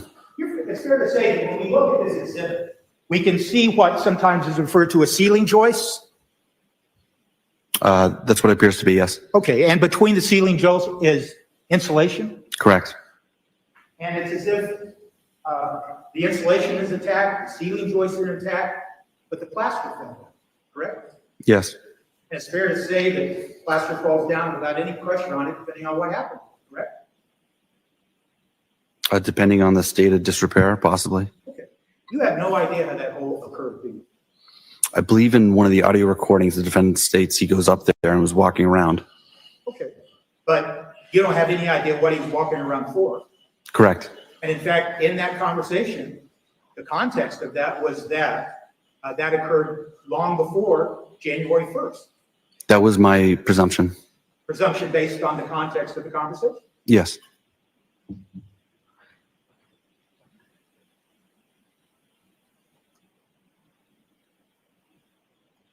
That insulation that we see, is it fair to say that what we're looking at is the paper wrapping that covers the fiberglass that forms the insulation? Yes, the vapor barrier portion of the insulation. And is it fair to say, do you know, well, that's a terrible question. Do you know, sir, if the insulation that we're looking at in that exhibit, what color it is when you look at the fiberglass insulation? I remember it being pink. And it's a pink color. Now, we saw some photographs of the basement of the Cohasset home, didn't we, yesterday? Correct? Yes, And in those photographs, it also showed photographs on the ceiling to the basement, correct? correct, And that ceiling also had insulation, correct? correct, And that color of that insulation was also pink, correct? correct.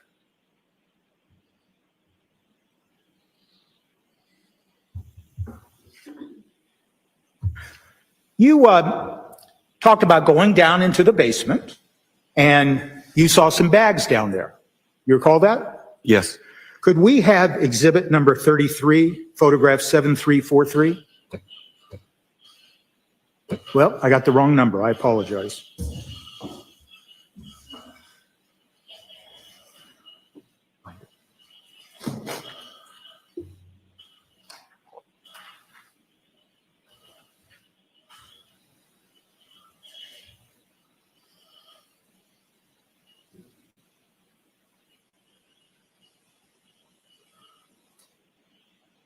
Well, I think I'll just ask you questions. I apologize for all that. You went down into the basement. yes, Did Mr. Walsh go down in the basement with you? yes, You found some bags down there, I did. and you didn't open the bags. Correct. But you pushed on the bags or touched the bags, didn't you, Yeah, I manipulated it with my boot. with your boot? And what did you think was in the bags? Like a piece of a rug or like carpet sample sized. Okay, but you didn't look in the bag, correct? Correct. But based on your training and experience, you thought it was pieces of rug. That's what I assumed. Okay, and this was on January 4th, wasn't it? It was either the 4th or the 5th. Okay. Whether it's the 4th or the 5th, there were still bags down there in the basement that may have contained pieces of rug. Correct. And Mr. Walsh was right with you when you were using your boot to touch those bags, and using your training experience, determined that feels like they have rug pieces. Correct.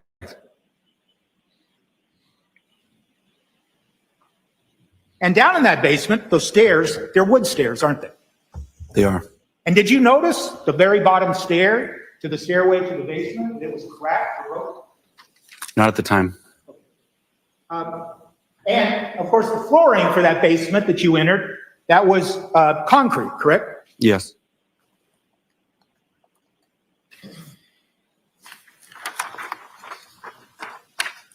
You were asked some questions both yesterday and today about the pool that is in the rear part of the home in Cohasset, correct? Yes. And at one point, you looked at the pool and it had water in it, and then subsequently, it had been drained, correct?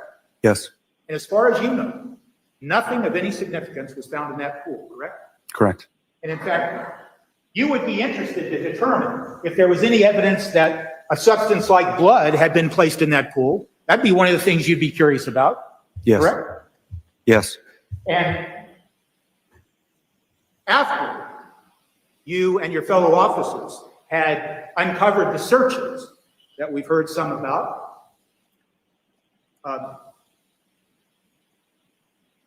you're aware of a search, aren't you, that was found on the MacBook that talked about something about how you measure blood in a pool or some words to that effect? Are you aware of it? Yes. And so there was never anything found of any significance in the pool, was there? Not that I'm aware of. And in fact, I think it was, you talked about a canine search in the back area, correct? Yes. And that canine is a human scent canine, correct? It's a patrol and tracking dog. And it didn't hit on, if that's the proper term, it did not hit on anything in the backyard whatsoever. I believe the canine was on the outside portion of that fenced-in backyard doing the track. Okay. It didn't hit on anything significant or related to your investigation of this case today? No.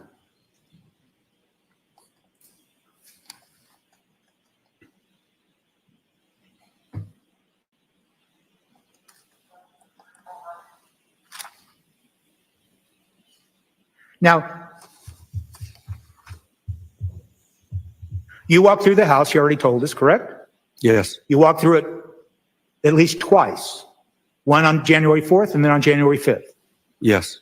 And you didn't see anything that seemed suspicious, correct? Correct. And it's fair to say that, quote, you're sensitive to that, correct? Based on your training and experience. Yes. But you well know, don't you, that subsequently, multiple criminals from the Mass State Police then arrived at that house sometime after or on January 8th of 2023, correct? Yes. And they were there for more than just 2 days, weren't they? It was more than one day, went into the second day at least. And they went over every single room and item in that Cohasset home, didn't they? That is my presumption. And so even though when you, as a trained and experienced officer, walked through that house a couple of times and didn't see anything, still there was trained criminalists that came to the house to conduct testing and searching for anything that might be significant, correct? I'm sorry, can you repeat that? There was trained criminalists that came to the house to look for anything that might be significant related to the investigation that was ongoing. That is correct.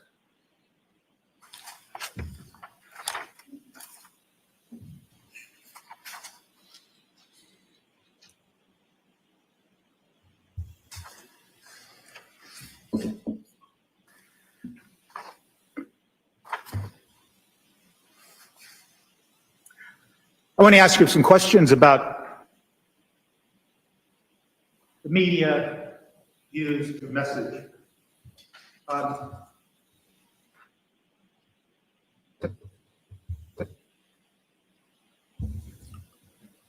There's no such thing as something called iMessenger, is there? I'm familiar with iMessages. Right. Like Apple-to-Apple communication.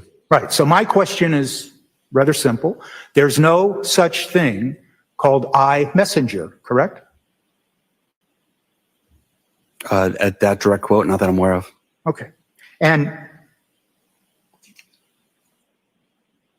when you were talking to Mr. Walsh on January 4th, he used the term iMessenger, didn't he? It was either iMessenger or iMessages. Well, you were asked about that when you testified before the grand jury, weren't you? I don't recall. Likely. Well, you recall that at the grand jury, based on a series of questions, you determined and stated in part that when Mr. Walsh was talking about iMessenger, he was really talking about Facebook Messenger.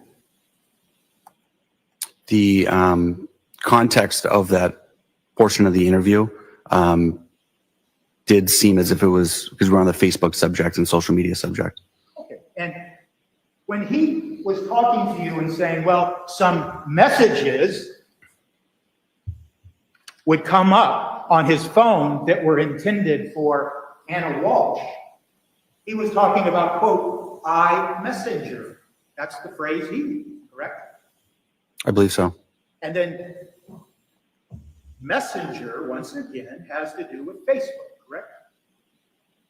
That was my presumption from the context of the conversation. And so you are unaware, as you sit here today, that there is any forensic evidence that Mr. Walsh ever saw the messages or any messages that may have occurred between Anna Walsh and one person named William Faster, correct?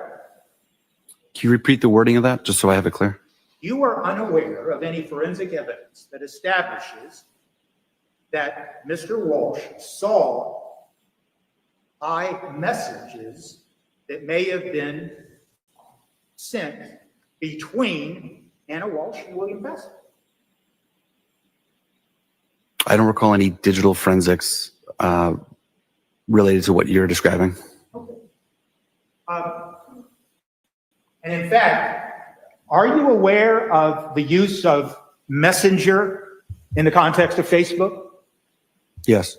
And is it fair to say, and just correct me if I'm wrong, that somebody can friend somebody on Facebook and then they can trade Messenger communication, correct? That's my understanding, yes. And anybody who is a friend will see those Messenger communications and can respond to them? In the context of Facebook, Yes, in the context of Facebook. messages, my understanding is messages between people would be only between the people that are included in that message. Well, when you talk about Messenger, you're talking about messengers, the format used Facebook, by Facebook Messenger, yes. It's fair to say that if someone's trying to hide an affair, they don't communicate using Facebook Messenger that might be open to people that they don't want to find out about an affair. Objection. Sustained.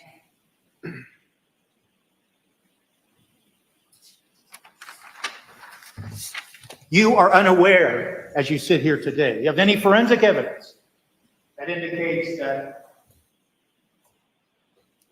Mr. Walsh saw any Facebook Messenger communications between Anna Walsh and William Fasco, aren't you? Correct.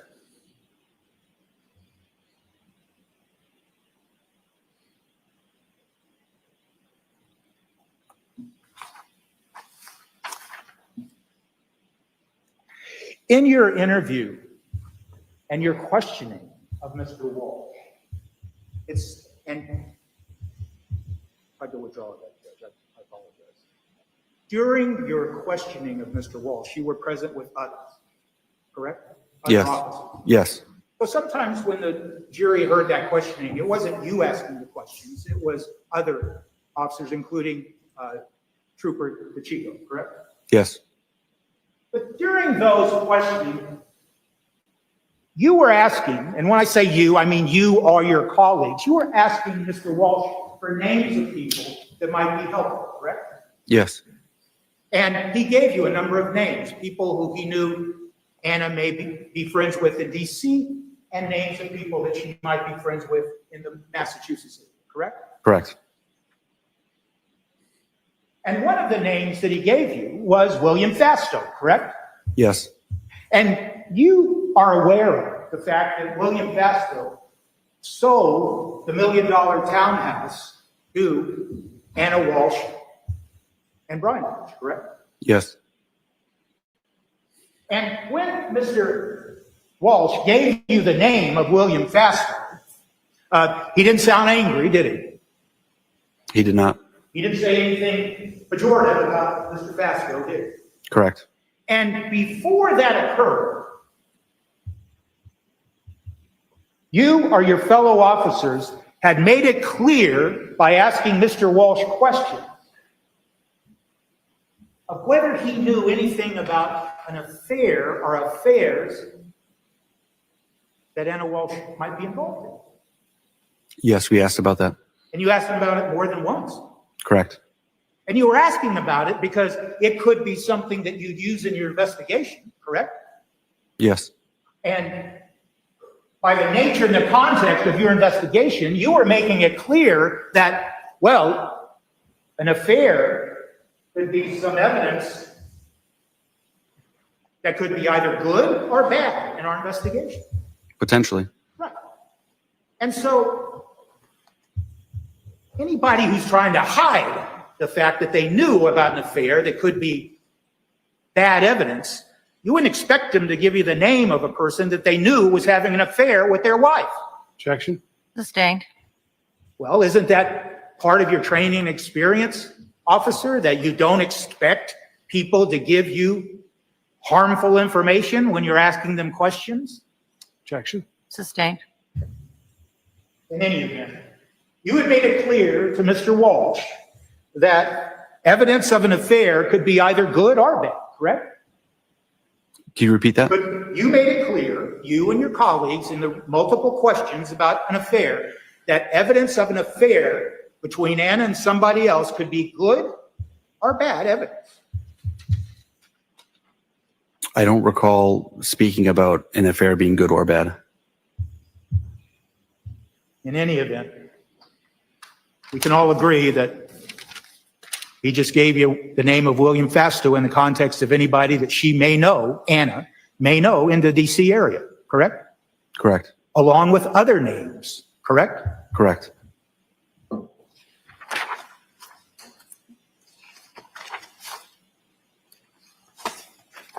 Now,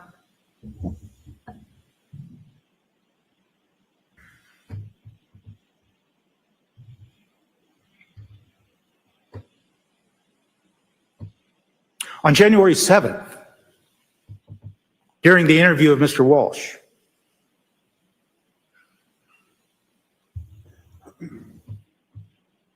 he was told, and the jury has heard this, that obviously, quote, obviously, with Anna missing, you know, the public and many people, they're going to have their suspicions about you and whether you did something to Anna. That was told to Mr. Walsh on January 7th, wasn't it? Correct. In fact, the point of that question was you were warning Mr. Walsh that people are going to suspect him, correct? It was the topic of discussion. Okay. And so it's true, isn't it? When something happens like a missing person, people don't believe somebody that they think might be responsible for the missing person, correct? Objection. I'll have the question back. I'm sorry, sir. I'll have the question back. Sorry about that. I'm Or sorry. new question. Sure. Oh, I'm sorry.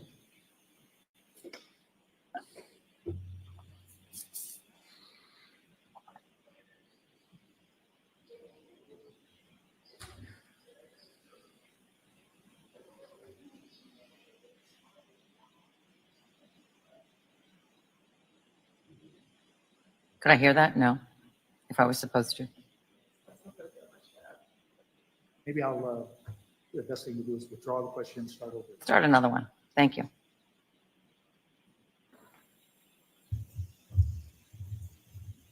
You were warning Mr. Walsh that people weren't going to believe it. I didn't make that statement, so I was not warning him that. Okay, but you were there with your colleagues, correct? Yes. And your colleague, I mean, from the context of it, you understand that your colleague was telling Mr. Walsh, people aren't going to believe you, so they're going to be suspicious. I don't know if it was under the context of people aren't going to believe you, but we were discussing the subject that he may, people may suspect him. And I remember he said that his attorney exposed him to that. Okay. But regardless of what his attorney told him, when it was told to Mr. Walsh, obviously with Anna missing, you know, the public and many people, they're going to have this suspicion about you and whether you did something to Anna, correct? Yes. And as an experienced police officer, you know that to sometimes be true, correct? Sometimes. People don't believe you when you say something happened, correct? Objection. Overruled, but I am having a little hard time. I don't know if it's the monitor or the tone or the largeness of this room, so keep your voice up. And if you can on the microphone, I know you like to move around. Maybe I should just stay right here. It's all right. I just need you to keep your voice up. Thank you, Judge. You know, sir, that in investigations, for instance, for a missing person, people don't believe the person that they might think is responsible, correct? I've always been under the premise of trust but verify. Trust but verify. Okay.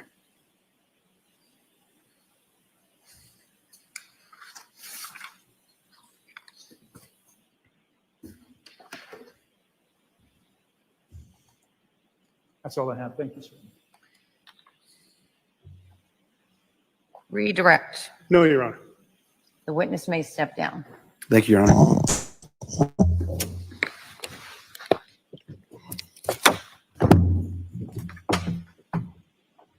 Commonwealth may call its next witness.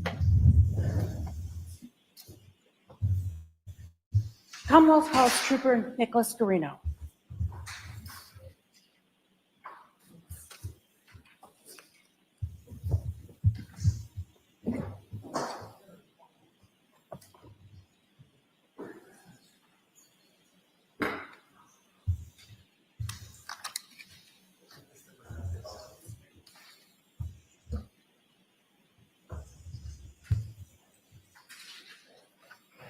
Are you standing face the clock for me?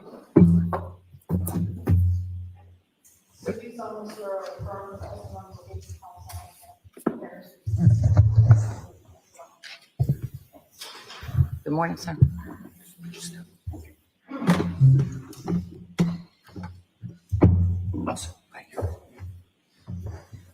And you may proceed. Thank you so much, Your Honor. Good morning. Good morning. Could you please state your name for the record and spell your last name, sir? Nicholas Garino, Guarino. And how are you employed, sir? I'm a trooper with the Massachusetts State Police. And how long have you been a trooper? A little over 10 years now. And what is your current assignment? Currently assigned to the Norfolk County District Attorney's Office. And how long have you been assigned there? November 2019, so 6 years-ish, about that. And what are your responsibilities at the Norfolk County District Attorney's Office? I do digital forensics and a sexual assault investigator, as well as assist on homicide cases and narcotics cases. Trooper, you're currently on a medical leave due to a work-related injury. Is that correct? Yes, that's correct. And can you tell this jury about your educational background? Yes, I went to Westfield State College. I have 2 bachelor's degrees in criminal justice and mass communications. And can you also tell the jury about any kind of specialized training that you have in forensic examinations in order to be a forensic examiner? So I've taken numerous Cellbrite classes. They're 40-hour certification courses, as well as other online trainings with National White Collar Crime and Magna Forensics, which is another forensic company, and Burla Motor Vehicle Forensics. So I'm going to ask you a little bit about those. What is Cellebrite?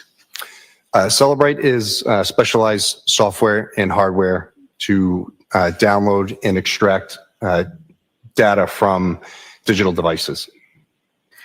And Cellebrite is the name of the company? Yes, it is. Okay. And is that a private company?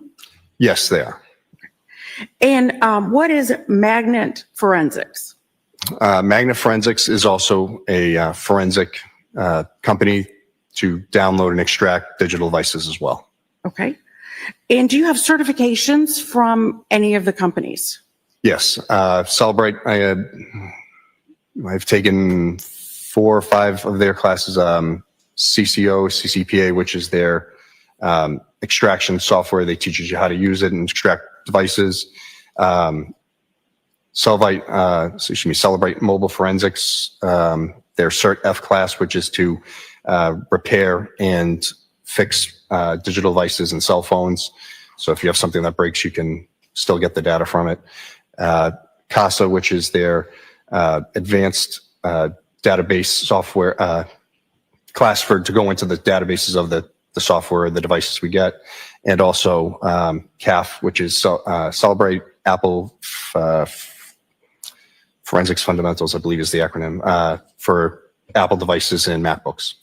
So you received certifications for all of those trainings? Yes, I did. Okay. And how do you get the training? How do you get the certification from the training? So it's a 40-hour week-long course in person with book learning and then hands-on training. And then at the end of the week, you take a test to show proficiency, and if you pass, you get the certification. And you were able to pass those? Yes. Do you have specialized training for Apple products? Yes, that's the CAF class that I took. Okay. So prior to being a Massachusetts State Trooper, did you have any law enforcement background? Yes, I was a Norwood police officer for just under 11 years. And any military background? Yes, I was in the Army National Guard for 7 years. And have you previously testified about examination of digital forensics? Yes, I have. Thank you. Your Honor, would this be a time that you'd like me to stop before I begin the full examination for the break? Sure. Jurors, we're going to take the morning break and we'll see you back in about 20 to 30 minutes. All rise for the court, please.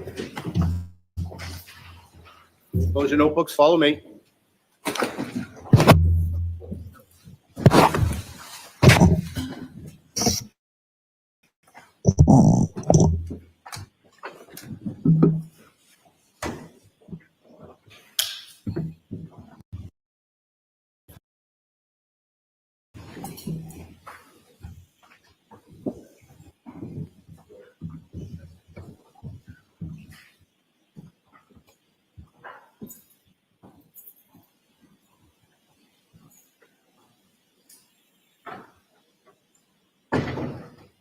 Does anyone need anything before I step off the bench? Seeing nothing? Have a good break. All rise.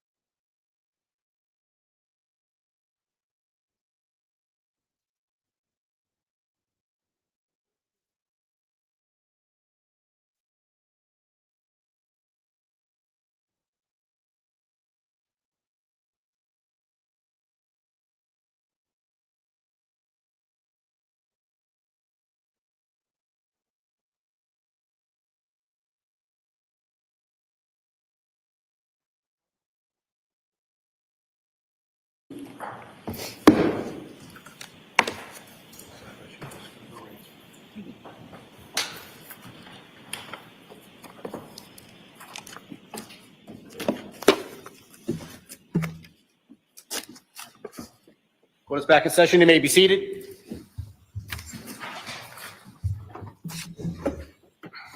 You may proceed. Thank you very much, Your Honor. Trooper Greeno, were you working on Sunday, January 8th, 2023? Yes, I was. And were you assisting with the execution of a search warrant at 516 Chief Justice Cushing Highway in Cohasset? Yes. And what was your assignment at that execution of the search warrant?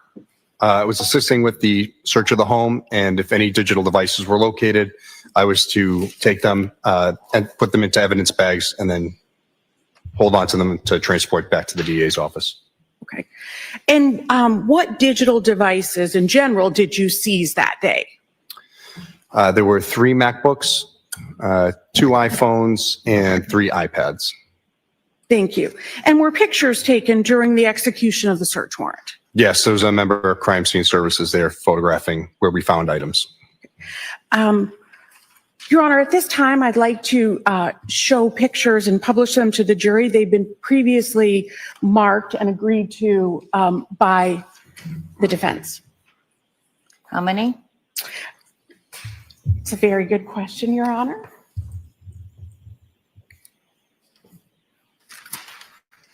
Number 63 through 78. So court reporter has been nice enough to count for me, and we believe that's 16. All right, so 16 photos, and they are all of digital devices or electronic devices, or they have other things as well? They are of the electronic devices in the home and then of just the electronic devices separately. All right.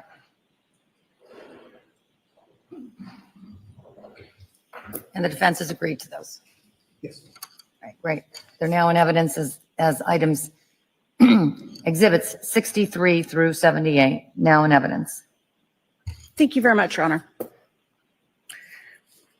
At this time, I'd like to have exhibit 63, 7179. Thank you. Trooper Carino, can you tell me what that is a photograph of? Yes, this is the kitchen area. On the kitchen table, there's a red iPhone 13 mini and an Apple iPad. I believe that's the 6 mini. Ms. Gilman, can you zoom in? Yeah, iPad 6 mini. Thank you. Thank you very much. And is there a cover on the phone? Yes, there's the green cover, and you can see the red at the charging port. Thank you very much. I'd ask for the next exhibit, that being 647208. Can you tell me what this is a photograph of? This is the, if you want to call it a dining room or eat-in nook on the table. There's 2 MacBooks and a third inside that manila folder. Ms. Gilman, I'd ask that you zoom in on this, please. So, Trooper Carino, can you explain that, please? yes, so the bottom left, there's a gray MacBook. Next to that is another pinkish MacBook, and inside the manila folder with the charging cable, there's another MacBook inside that. Thank you. I'd ask for the next exhibit, that being exhibit 65.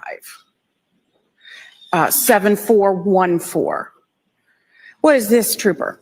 This is that pinkish MacBook that was inside the manila folder. That was on the dining room table? Yes, that's correct. Thank you. And these are all where you initially found those devices? That's correct. Thank you. Looking at the next exhibit, exhibit 66, 7304. Could I please have that? What is this a photograph of, Trooper? This is the upstairs master bedroom. On the bed, there's the iPhone SE that's plugged into the wall. And could you zoom in, please? And is that how you found that device? That's correct. Thank you. Looking at exhibit 7637, could you please show that? What is this a photograph of? This was an Apple iPad, I believe it was the 9th gen version. The crib was over it. We could see it stuck under the crib, so we just pulled it out so it could be photographed better. Could I now please have exhibit 31, which is already in evidence? What is this a photograph of, Trooper? This was another Apple iPad that was in the, I believe it was the upstairs children's bedroom. Could I please have exhibit 68, photo 7436. Trooper, could you tell me what this is? That's the same iPad. We just opened the case to show that the screen had been damaged. What did you do with those items after you identified them in the house at the search warrant? So I placed these items into brown evidence bags and put the information on the front of the bag. And then once we had finished doing the search of the home, I transported all of these items back to the Norfolk DA's office to our digital evidence lab. And what is the digital evidence lab at the Norfolk District Attorney's office? So at the DA's office, we have a secure digital evidence lab that's a key card and it has an alarm on the door. So only select few can get in there. So we can store digital evidence to keep it powered on or so we don't lose any information. And what is in the lab itself? There's 2 forensic machines, our secure server, and a third computer, and then as well as a Mac PC computer and our Gray Key. And who specifically has access to that lab? At that time, it was myself, Trooper Connor Keefe, and the civilian director of our lab, Samantha Vogt. And what did you do next after you got to the lab? The items were photographed, and we created with our case management for the digital evidence, we created a case number for it. What was that case number? 2023-003. Then what happened? With the devices themselves? Before you looked at the devices themselves? Yeah. So obviously we had all these devices. We had to write search warrants. And once the search warrants were signed, then we were able to process the digital items. So you wrote search warrants for the contents of the devices? That's correct. And when were those search warrants signed for the contents of the devices? January 10th of 2023. I now want to show you photographs and ask if you can identify, well, I want to show you those so that you can identify them for the jury. Looking at what's been marked as Exhibit 69. What is this? So this is the black iPhone SE. On the back is our label that we created. It says 2023-0003 is an extra 0. _1 showing that's the first item of this case. And 70 next, please. This is the front of that same iPhone. Going to 71. This is the gray MacBook, item number 3. As you can see the _3, and it says the model and serial number. 72. Just a wider version of the same MacBook. Ms. Gilman, 73, please. This one looks kind of gold, but I believe this is the same gray MacBook, just the cover. Ms. Gilman, if you could now go to 74. This is the iPhone 13 mini, item number 5. And the case has been taken off of that now? That's correct. 75, please, Ms. Gilman. And that is the front of the device. 76, please. It's to show that the phone is the passcode, it's locked. Same device. Same device, yes. 77, please. Again, front of the phone showing that it was still active and getting messages. And 78, please. This is the Apple iPad Mini 6, I believe, item number 7. It says, again, shows the model and serial number of the device. You can take that down, Ms. Gilman. So all of those devices and all of the devices that you see is pursuant to a search warrant at the Walsh home at 516 Chief Justice Highway in Cohasset were all Apple products. Is that correct? Yes, that's correct. And what are Apple devices? Apple devices, they're just a brand of digital devices, phones, MacBooks, iPads, they're all electronic devices. That's the manufacturer? That's correct. What is an Apple ID? So the Apple ID is a personalized ID for your Apple devices that can be used to download apps, go to the App Store, download music, movies, whatever you please. What does a person use their Apple ID for? As I said, to download items, set up the accounts, it's usually an email address, and then they're able to sync other devices with it if need be.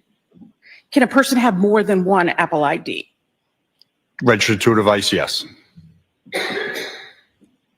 How can an Apple device be secured?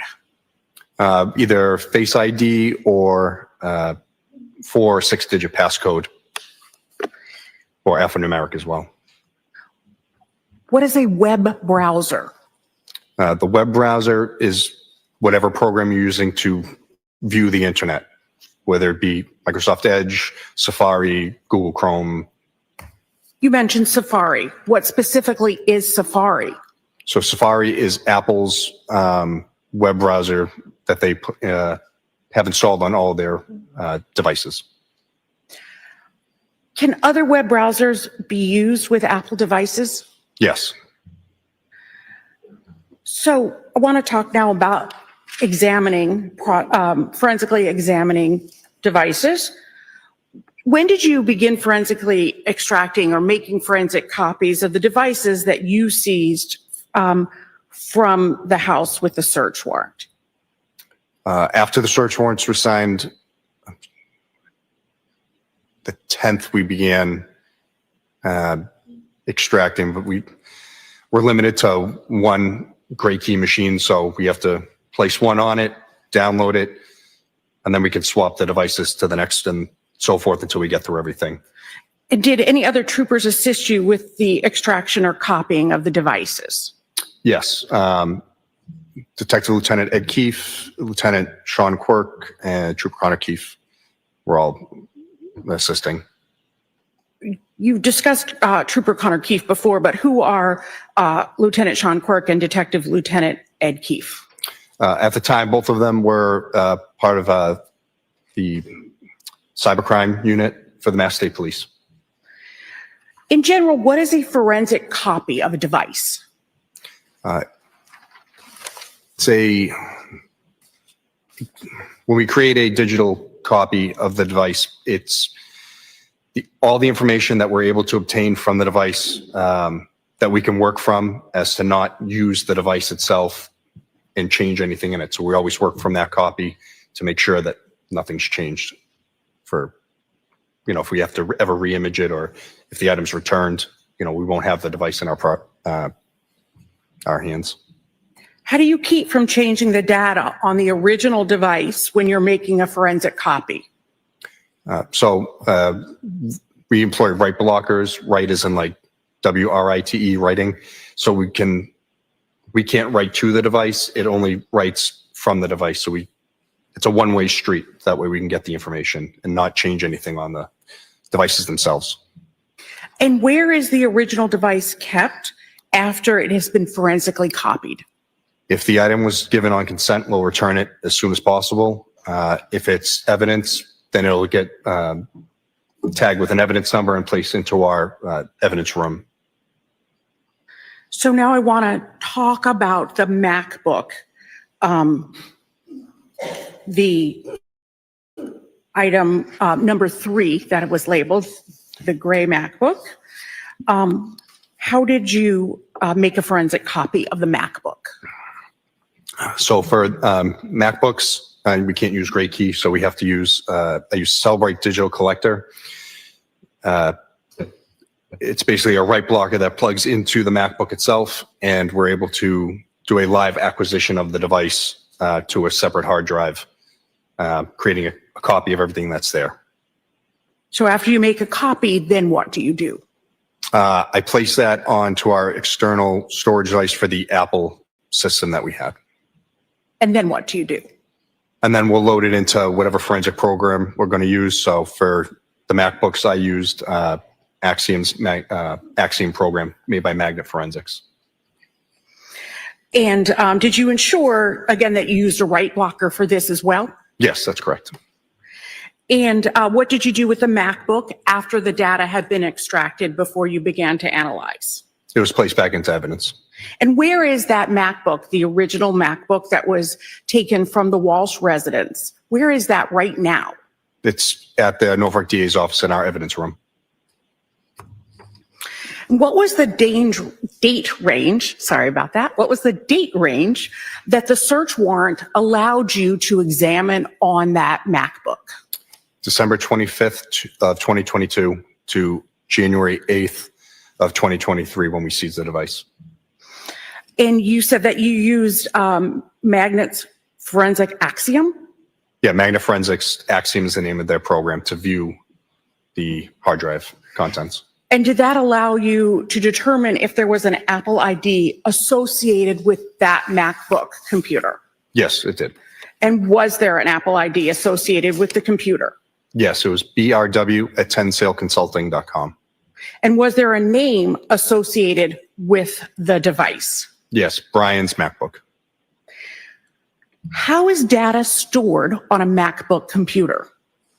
Similar to a PC, they have a hard drive or solid state drive. The information just gets saved to the hard drive.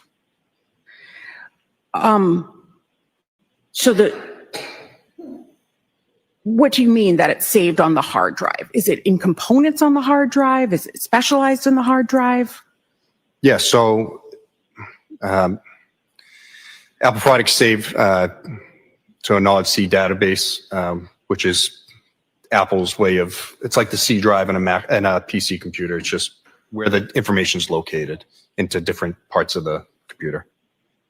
Does a MacBook store data of websites visited by the device? Yes, it does. Does a MacBook computer store the search terms a user inputs into the device? Yes, it does. Where on the device is that data stored? In that Knowledge C database, the actual database, if you drove down into it, is the history.db database, which keeps all of your internet history. It's like a folder in a regular computer.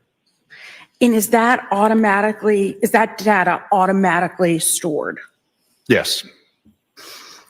During the examination of the data from the gray MacBook, which is item number 3 from that you've labeled item number 3, did you examine data in the internet search history? Yes, I did. Okay. What internet web browser was used on the MacBook? So there are 3 listed, but the majority of all searches were done in Safari. What is a search engine? The search engine is whatever, it's like Google, Bing, whatever you go to search whatever search terms you're looking for. So if you type in Boston Bruins into the search engine, it'll bring up all the Bruins web pages in your web browser. And what's the difference between a search term and an internet history? As I said, the search terms are the words you put in to do the search. The history is the actual websites visited.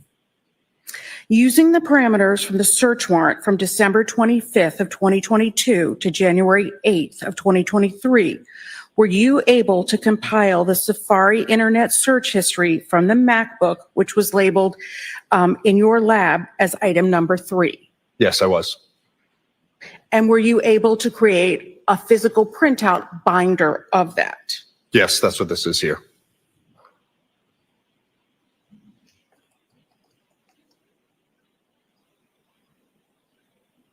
Your Honor, that has been pre-marked as exhibit number 79, this binder. Are you offering it? I am offering it as the next exhibit, please. I'll see counsel at the side of the bench.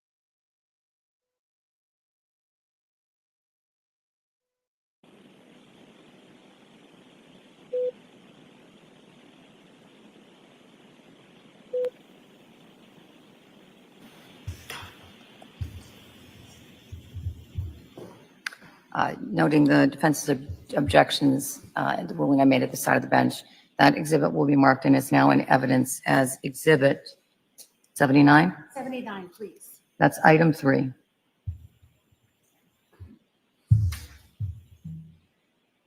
That is for the record. It's the item 3 extraction report, the gray MacBook Pro.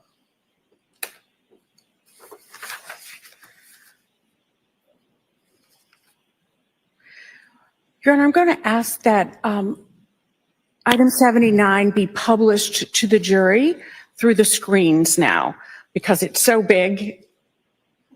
All right, And- so jurors, can everyone, I know that you can all see because you would have raised your hand previously, but previously we've been looking at documents and they've been zooming in. Anybody having any difficulty? For number 9, you're probably the farthest away from the screen. Yeah. You all set? All right, and same for juror number 1. Good. All right, let me know if that changes. Go right ahead. Thank you very much. Your Honor, I'm going to ask now that we show page 526 of the binder, marked Exhibit 79.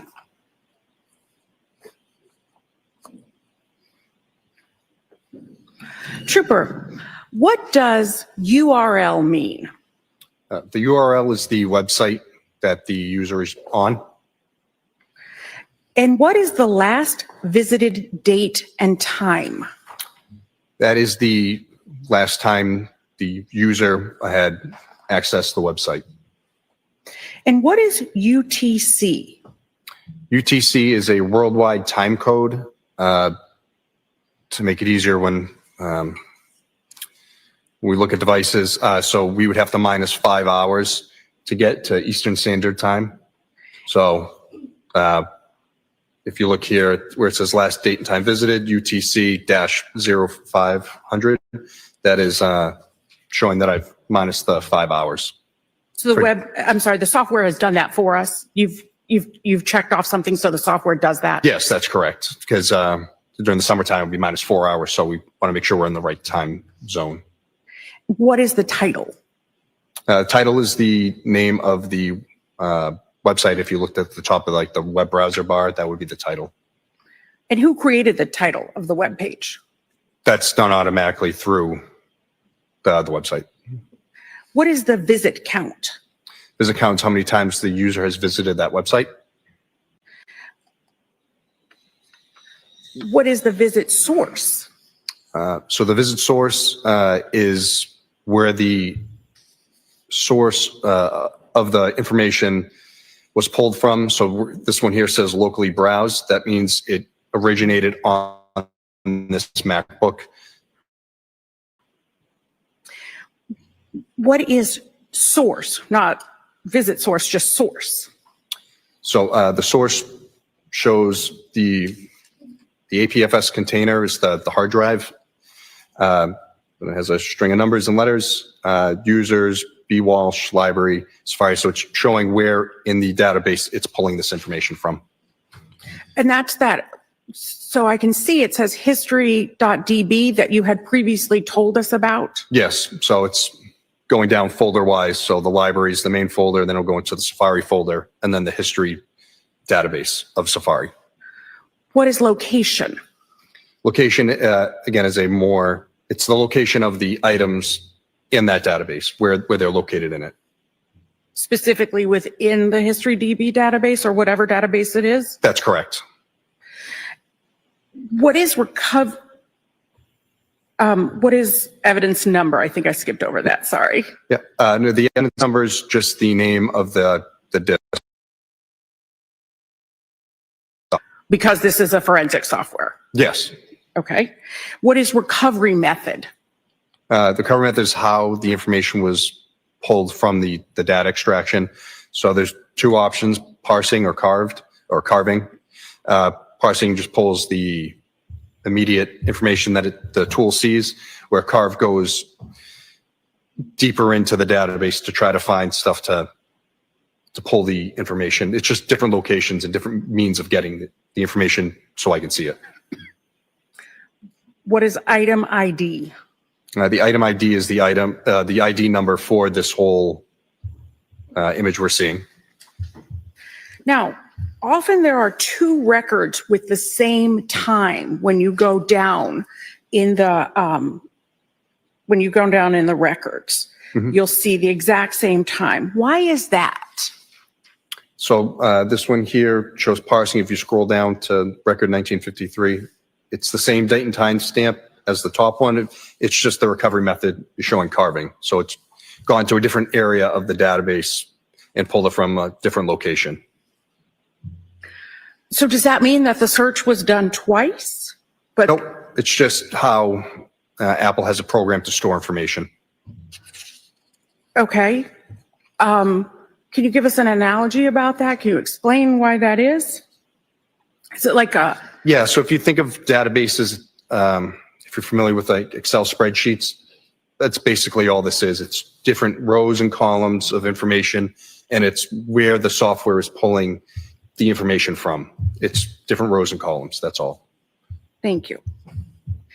So I'd like to look at page 526, record 1952.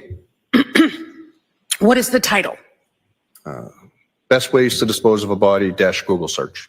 What time and date? This is done on January 1st, 2023 at 4:52:16 a.m. And that's Eastern Standard Time. That's correct. What is the URL? I'll just do the beginning part. It shows www.google.com/search. With the query equals best plus way plus to dispose of a body, showing the client Safari, and then it has a whole list of letters and numbers and everything else after. And what does that mean? Well, it shows that it was done, the search was done through Google, and the query words where it says Q equals best way to dispose of a body, that means that the user input those specific terms and hit enter to create the search to happen. Okay. So beginning at page 527, if we look at record 1956.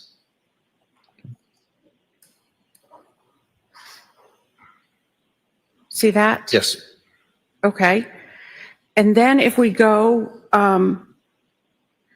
to page 533, record one, to page 533, record 1980. let me just check it.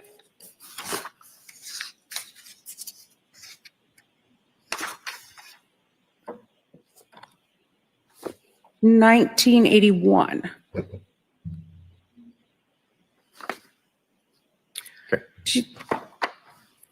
Can you explain what the pages are in the title? Can you tell me the title? Yes. So the title for this one is 10 ways to dispose of a dead body, in parentheses, if you really need to. It says page 6. So that page 6 means they're on the 6th page of the website. So the website will break it down so you're not scrolling a million pages long. So you're usually at the end of the page, you'll see next page, you'll click that and it goes to the next part of the website for the story or however it goes. So that page 6 indicates that they're on the 6th page of the website, and they do this for advertising reasons and, like I said, keeping things short or concise. So earlier in the records, if we had started at page 527, 1956, that was page 527, 1956 was just regular. Yes, that's doesn't have a page number, but it looks like it's the opening page to the website for whataculture.com, offbeat 10 ways to dispose of a body.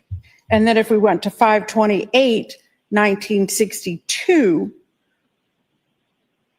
what would the title be? 10 ways to dispose of a body, if you really need to, page 2, the 2nd page of the article. Okay. So what does that indicate? That the user clicked to go to that next page, showing that also that the visit count is 4. So it's per the user's been there before. Thank you. Looking at page 534, record 1986. What is the title? How long before body starts to smell? Google search. What time and date? January 1st, 2023 at 4:55:25 a.m. And what does Google search indicate there to you? Again, that the user input how long before before a body starts to smell and did the actual web search. Looking at page 547, record 2029.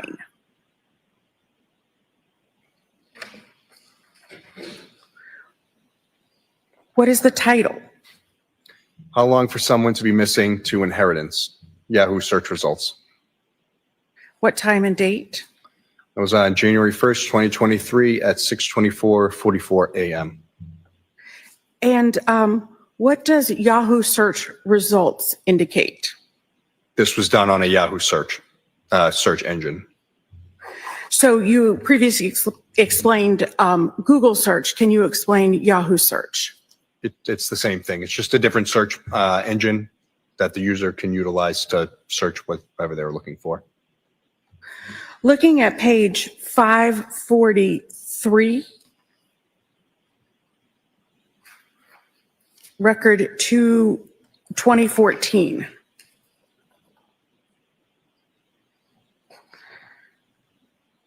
Can you tell me what that title is?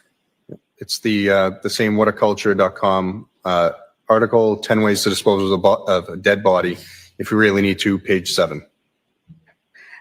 And what is the time and date for this? January 1st, 2023 at 5:47:38 a.m. So what does this indicate?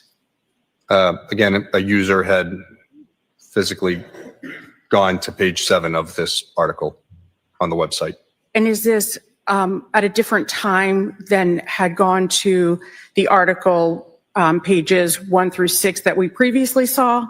Yes, I believe there was a 45 or an hour difference. And if we go to page 545 and 545 into 546, what page does this article end on? Record 2023 shows it at page 11. Does it go to the following page? Yeah, so that's where it ends. Yeah, page 11 at 5:48:22 a.m. And what is the significance of that, seeing that page 11? As I said, that the user physically went 11 pages deep into this article.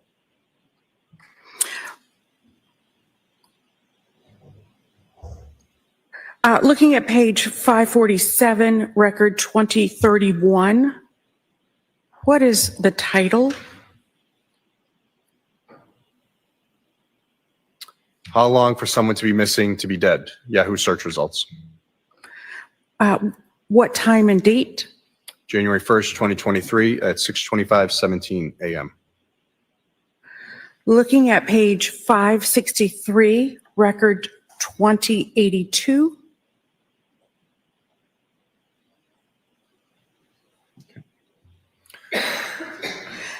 What is the title?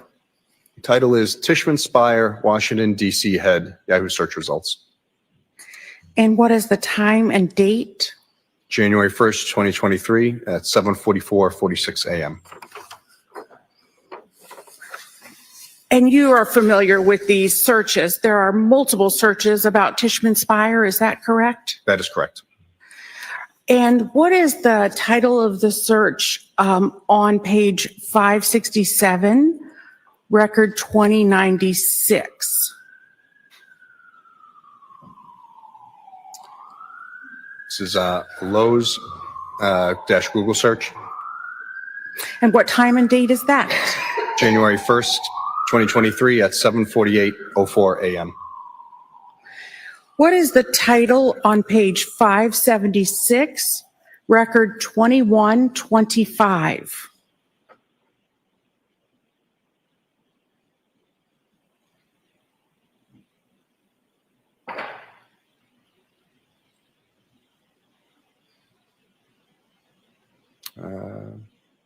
2125, 576.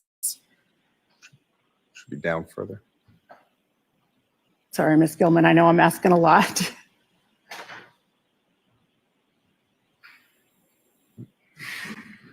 There we go. Thank you. What is the title? Title is How Long Does DNA Last? Which is a Google search. And what is the date and time? January 1st, 2023 at 9:33:49 a.m. Trooper, what is, Object, Judge, in this, from the sidebar first. Yes.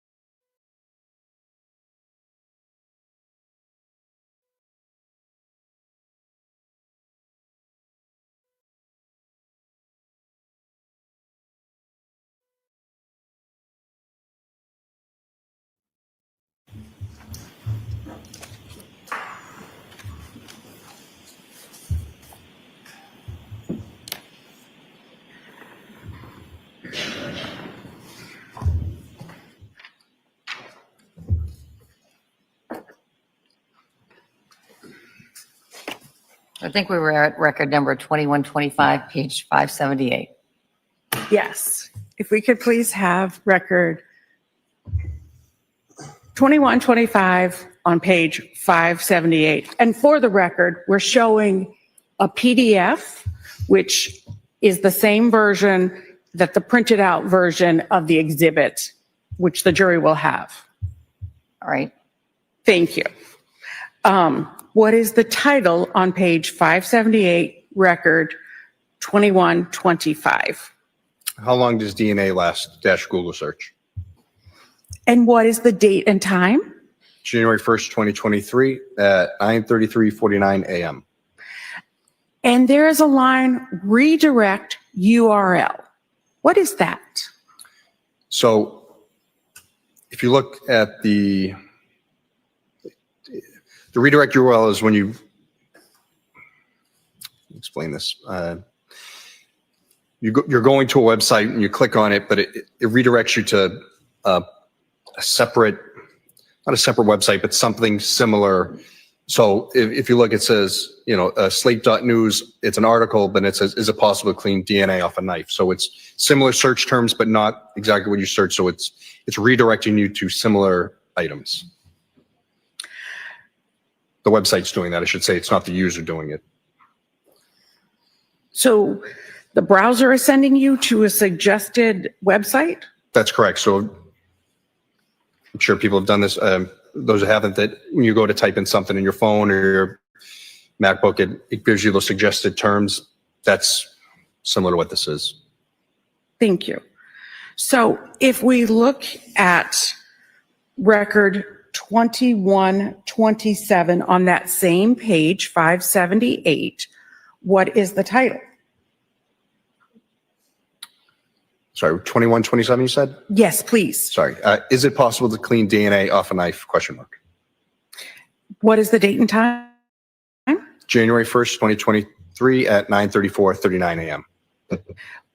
Did the user go directly there or was the user redirected? From this, it looks that the user was redirected from the original search term items that they put in.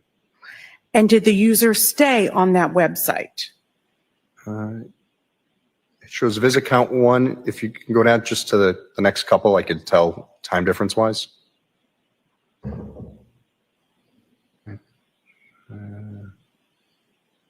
Down one more. The next search is done approximately a minute later. So it would stand that this website was up for a short amount of time and then the next search was done. So what does that mean? They were there for about a minute. And then the next search comes in at 9:35:52. Thank you. What is the title on page 579, record 2129? Can identification be made on partial human remains? Google search. And what is the date and time? January 1st, 2023 at 9:35:52 a.m. What is the title on page 583, record 2141?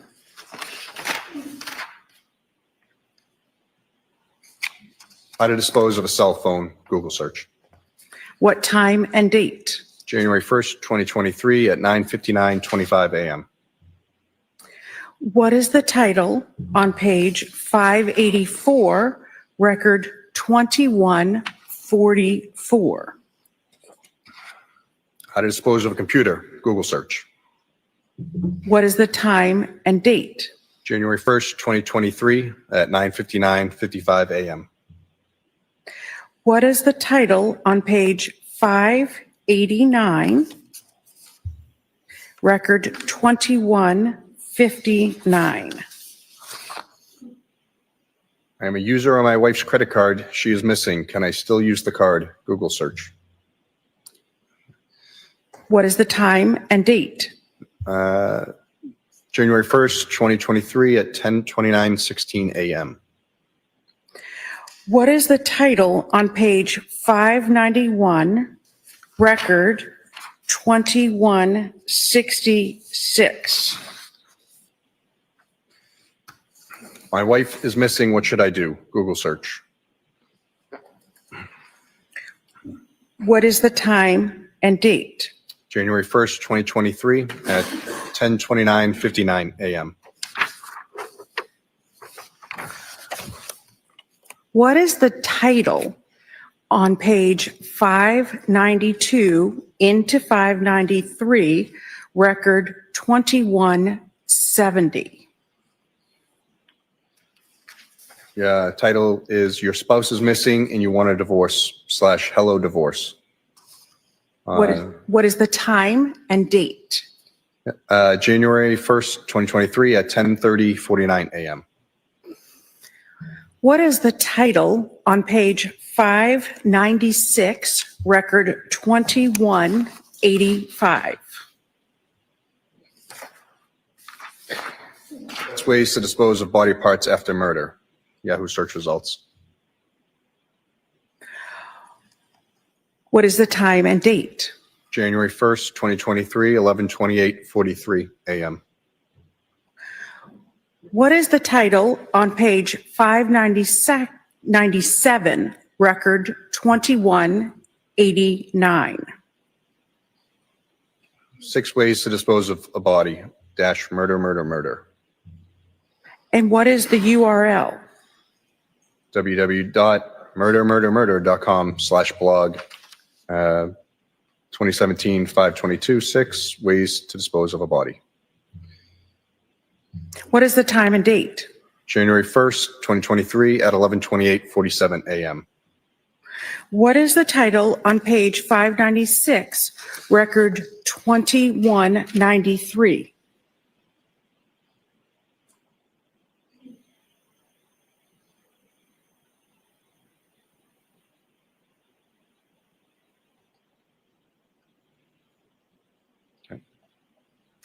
Patrick Kearney, Google search. Did you review that search? Yes, I did. Who is Patrick Kearney? He was named the trash bag killer. He would murder victims and throw their corpses away into trash bags. What is the time and date? Objection. Want to be heard? Yes. Let's see at the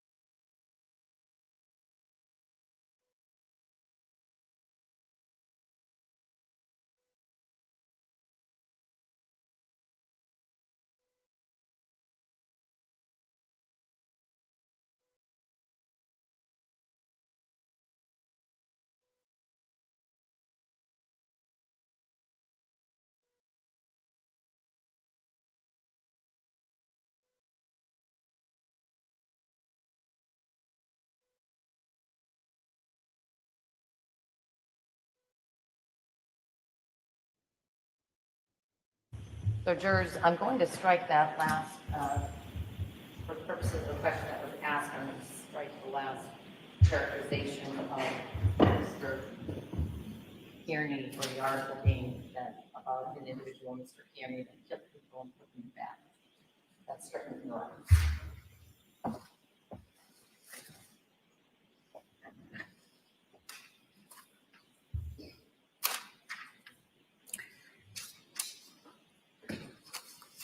Looking at page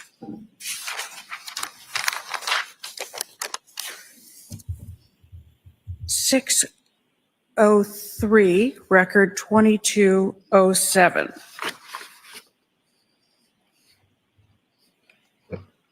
Can you tell me what the title is?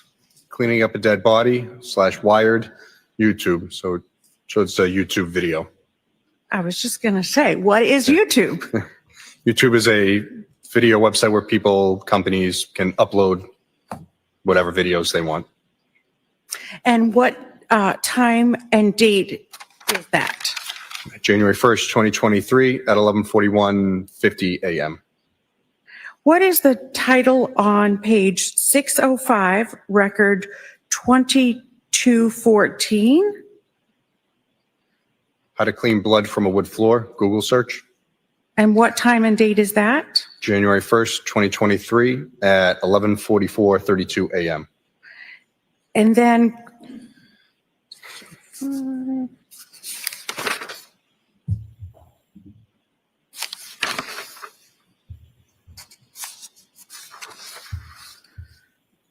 page 609, record 2229. What is the title? Can I use bleach to clean my wood floors from blood stains? Google search. And what is the date and time? January 1st, 2023 at 11:05 a.m. And what is the title on page 638, record 2321?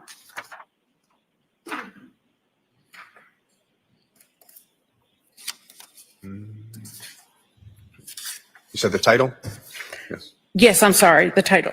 What does bleach do to dead bodies? Google search. And what is the time and date? January 1st, 2023 at 12:10:07 p.m. What is the title on page 647, record 2351? Want to get away with murder? ? Use special detergent / Discover magazine. And what is the time and date? January 1st, 2023 at 12:18:03 p.m. What is the title on page 650, record 2364? Is it better to throw away crime scene clothes or wash them? Google search. And what is the time and date? January 1st, 2023 at 12:21:39 p.m. What is the title on page 657, record 2386? How to use hydrogen peroxide on bloodstains? Google search. What is the time and date? January 1st, 2023 at 12:48:14 p.m. And what is the title directly below that, record 2387? How to clean bloodstains with hydrogen peroxide - YouTube. Meaning it's a video of those search terms. And what is the time and date? January 1st, 2023 at 12:48:43 p.m. What is the title on page 659, record 2394? Should I use hydrogen peroxide 8 on bloodstains in concrete? Google search. What is the time and date? January 1st, 2023 at 12:53:44 p.m. What is the title on page 665, record 2413? Can the FBI tell when you accessed your phone? Google search. What time and date? January 1st, 2023 at 1:43:02 p.m. What is the title on page 670, record 2430? Does the dishwasher clean blood? Google search. What is the date and time? January 1st, 2023 at 1:52:26 p.m. What is the title on page 671, record 2433? Is it possible that a knife which had blood on it remains contaminated with HIV after it has been washed with hot water and dishwasher soap, Quora? What is the date and time? January 1st, 2023, 1:52:57 p.m. What is the title on page 693, record 2502? How to remove a SIM card from an iPhone? Yahoo search. What time and date? January 2nd, 2023 at 2 o'clock in the morning, a.m. And what follows that search, record 2503? The Apple support website, remove or switch the SIM card in your iPhone Apple support. And what is the date and time for that? January 2nd, 2023, 2 a.m. in 15 seconds. What is the title on page 694, record 2507? How to remove a hard drive from an Apple laptop, Yahoo search results. And what is the date and time? January 2nd, 2023, 2:01:19 a.m. What is the title on page 699, record 2524? TJ Maxx near me, Norwell, Yahoo search results. What is the time and date? January 2nd, 2023, 5:24:08 a.m. What is the title on page 717, record 2580? How long do stores keep security footage? Google search. What is the time and date? January 2nd, 2023, 10:32:43 a.m. What is the title on page 724 into 725, record 2608?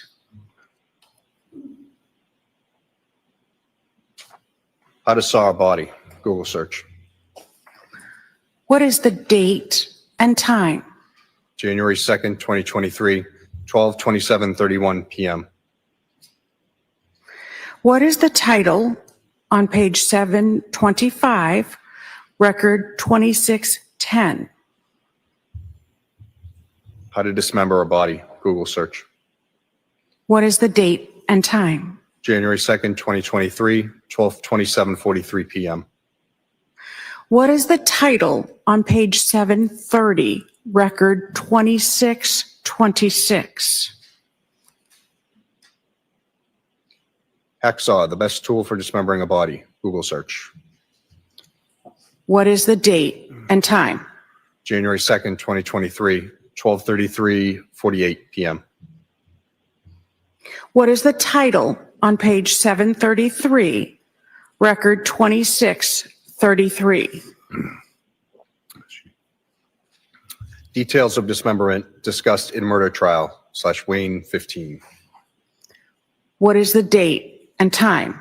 January 2nd, 2023, 12:42:59 p.m. What is the title on page 735, record 2638? Can you be charged with murder without a body? Google search. What is the date and time? January 2nd, 2023, 12:47:01 PM. What is the title on page 738, record 2647? Murder conviction without a body - Wikipedia. What is the date and time? January 2nd, 2023, 12:47:10 PM. What is the title on page 738, record 2649? No corpse, ? No problem. Notable murder convictions without a body - A&E True Crime. What is the date and time? January 2nd, 2023, 12:51:47 PM. What is the title on page 745, record 2670?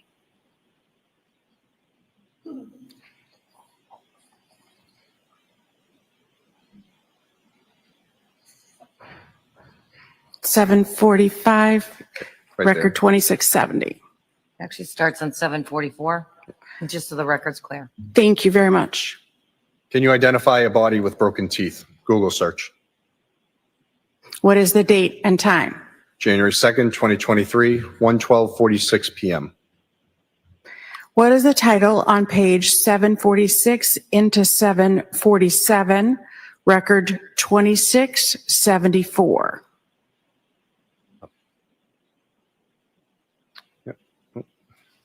Disposing of a body in the trash. Google search. What is the date and time? January 2nd, 2023, 1:14:51 PM. What is the title on page 769, record 2747? Chatham West Apartments Rentals - Brockton, MA, Zillow. What is the date and time? January 2nd, 2023, 1:34:35 PM. What is the title on page 777, record 2768? The Claremont Apartments Rentals, Abington, Mass, Zillow. What is the date and time? January 2nd, 2023, 1:36:14 PM. What is the title on page 787, record 2798? What powder mask smells the best? Google search. What is the date and time? January 2nd, 2023, 2:51:28 PM. What is the title on page 797, record 2830? Can I mix white vinegar to stop smells? Google search. What is the date and time? January 2nd, 2023, 7:09:03 PM. What is the title on page 798, record 2832? Can baking soda make a dead body smell good? Google search. What is the date and time? January 3rd, 1:15:55 AM.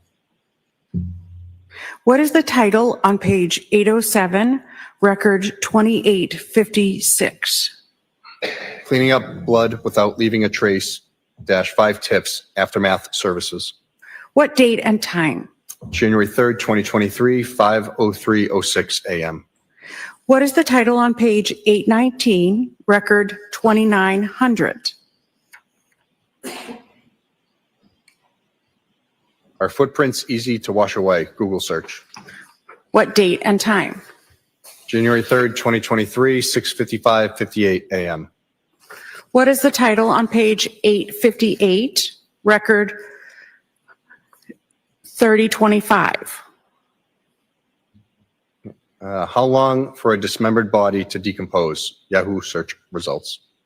What date and time? January 3rd, 2023, 1:02:23 PM. What is the title on page 860, record 3033? Body found at trash station. Yahoo search results. What date and time? January 3rd, 2023, 1:05:50 PM. What is the title on page 866, record 3056? Can a body decompose in a plastic plastic bag, Yahoo search results. What date and time? January 3rd, 2023, 1:12:50 p.m. What is the title of page 888, record 3127? Can police get your search history without your computer? Google search. What date and time? January 3rd, 2023, 7:38 p.m. What is the title on page 904, record 3184? Does a cell phone track your historical location? Yahoo search results. And what is the date and time? January 4th, 2023, 8:55:27 a.m. Are there any searches from January 4th at 8:03 p.m. to January 7th at 3:58 p.m.? I don't believe so. From the MacBook on? On the MacBook from January 4th at 8:03 p.m. January 4th to January 7th at 3:58 p.m. Well, this last search was done at 8:55, so it wouldn't be 8:03. Okay, so from 8:55 p.m. I don't believe so. I'd have to see. May I approach, Your Honor? You may. Just see that there's more pages. I forget the exact dates.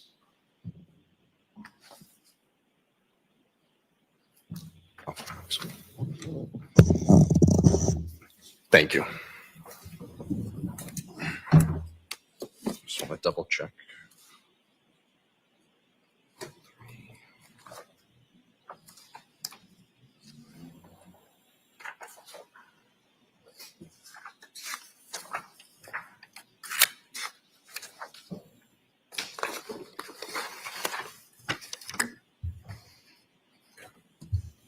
Thank you. There's not. And then starting at January 7th at 3:58 p.m., what is the first search? That's listed here. It says Chase credit card login, Google search. And can you give us a page and a record number? Yes. In the book, page 906, record number 3195.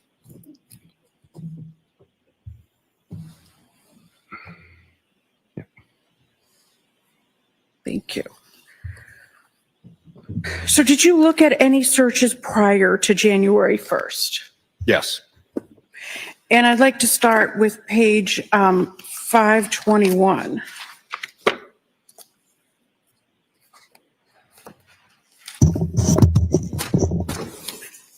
Looking at page 521, Ms. Gilman.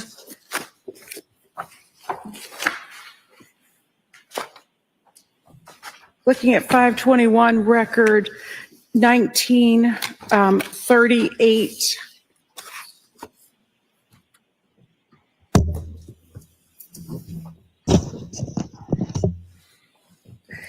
I'm sorry, 1939, please.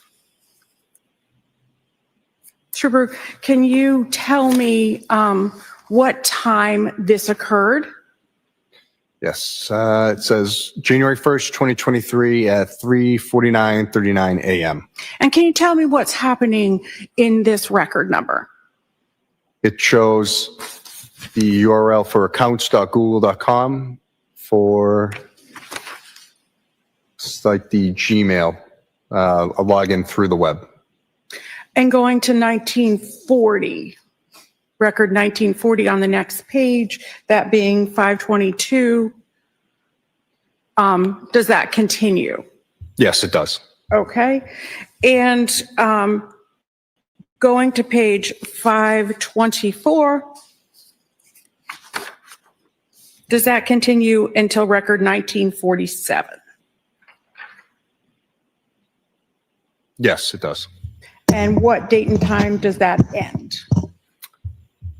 The last one shows January 1st, 2023, 3:50:06 a.m. And then the following is about an hour later. Thank you.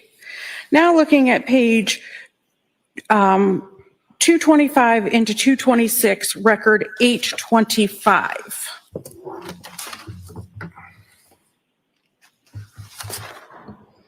Can you tell me the title being looked at? Yep. It says cheating wife seduces another man to impregnate her. Scarlet Scandal, Seth Gamble, Erotica X-Pornhub.com. And what is the date and time? 12/27/2022, 12:06:28 a.m. And this continues on record 8/26, is that correct? Yes, it's a duplicate from the previous. Okay. And 8/27, could you go down, Ms. Gilman? Could you go down, please? It's there. The title's on the, right there at the top. Okay. If you could keep going down though, please. Okay. And if you could tell me, if you could keep going down, I'm sorry, to 8/28. And what is this? It says chat with Miss_B in a live adult video chat room now. And what time is that? 12:06:28 a.m. on December 27th, 2022. Okay. And if this continues until record 8/31, if you could go to 8/31, please, Ms. Gilman. Is that correct with Pornhub, Trooper? Yes, it's there for about 7 or so minutes. Thank you.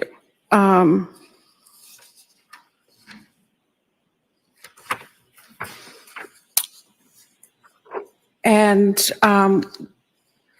page 241 to 242, record 891.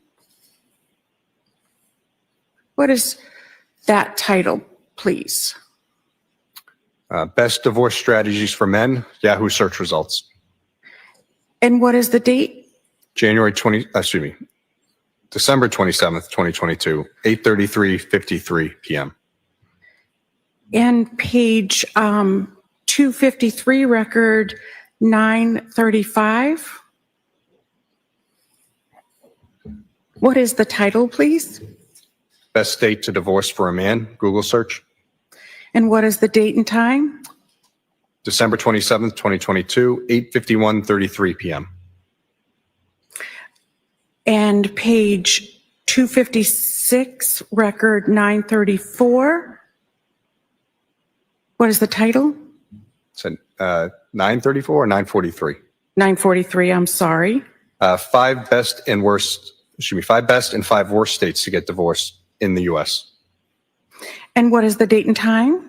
December 27th, 2022, 8:52 p.m. That should be 8:52:39 p.m. Thank you. Page 257, record 945. What is the title? Washington, D.C. divorce laws, Google search. And what is the date and time? December 27th, 2022, 8:54:13 p.m. And you have the binder exhibit in front of you, but if you look between records 891 and 934, what does the Safari history show to you between those record numbers, 891 and 934? What topic articles are being looked at? I'm sorry, what number is this one we're on? The divorce laws, if you scroll up? Yeah, I'm sorry. This is 945. Yes, I'm sorry. Yeah. If we look at record numbers 891 through 934.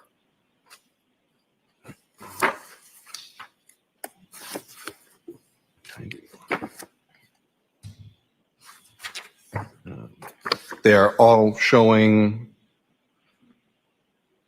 websites regarding divorce advice, mistakes in divorce, using verbal abuse, don't split up like this, the 10 stupidest mistakes men make facing divorce. It's all divorce related. Thank you. So if we look at page 259, record 951.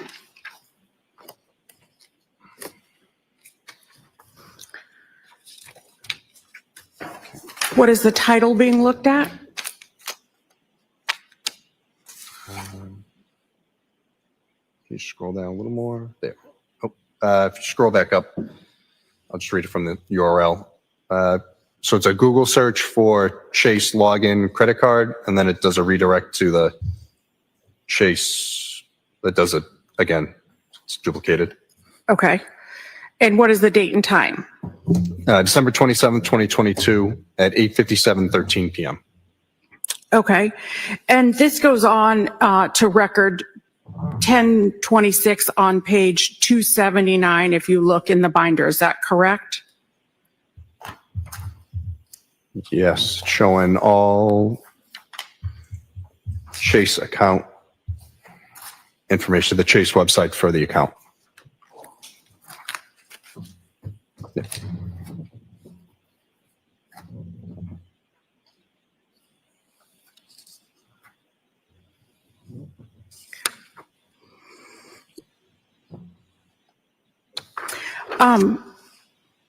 Trooper, if you look at page 508, record 1890.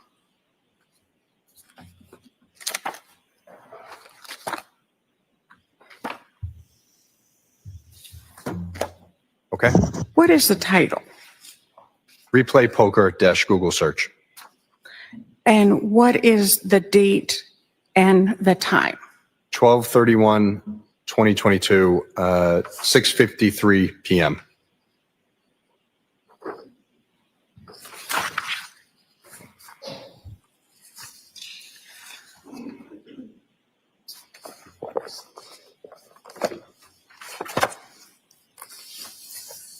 Your Honor, I am about to change topics. Would this be a good time to stop for lunch? Sure. There's something else for lunch? All right, so court, please. The notebooks. Hold it.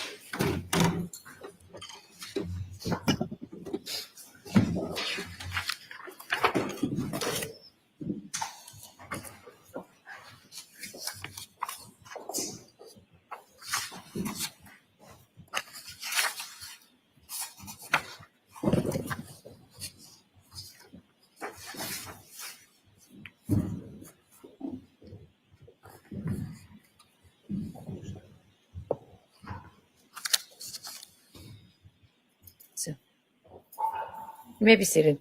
Any updates on the forecast? It's nothing burger. Can you just take a look?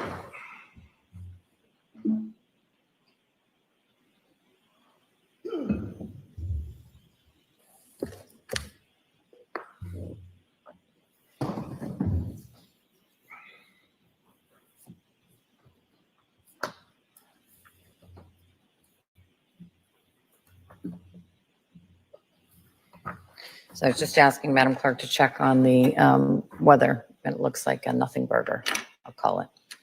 So we don't need to be worried about that this afternoon. We'll plan to go right through to 4 o'clock. Anyone need anything to be addressed before I take it off the bench? All right, have a nice lunch.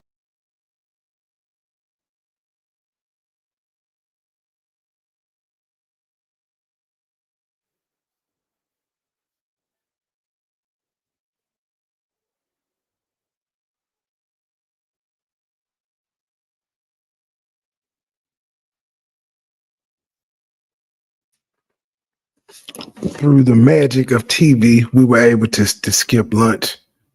If skipping lunch and all of these things are valuable to you, hit the calendar membership, buy an album. As I fast forward to where this nigga started talking again.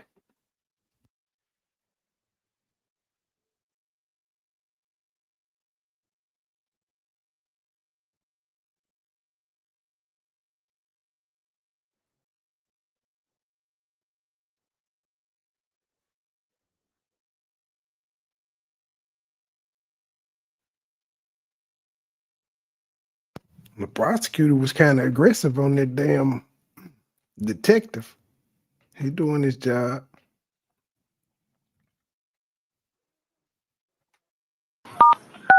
You are unmuted. Thank you. Start with the note. I'm just going to stay here for now. I need the lawyers at the side of them.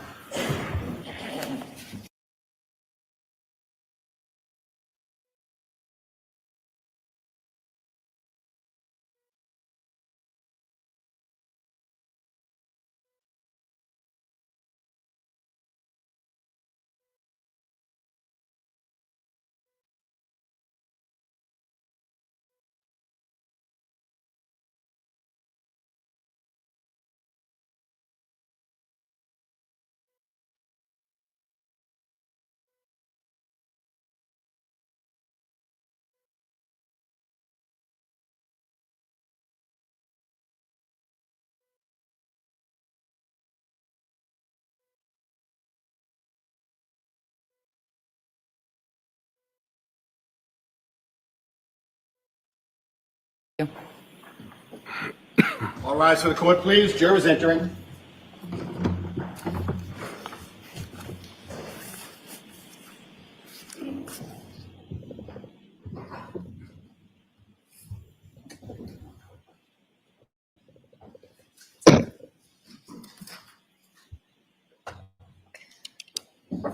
One in my head, one in my hands.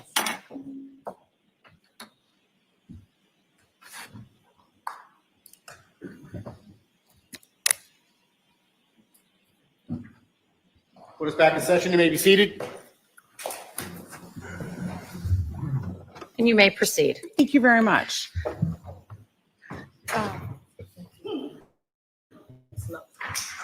Bruno, I just want to finish with that. Can you just remind me of the exhibit number in front of you on the binder?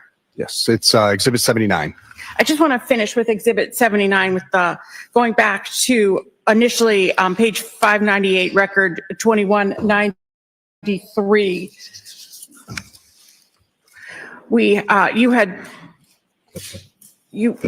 If you could just tell me the title for that. Yes, Patrick Kearney, Google search.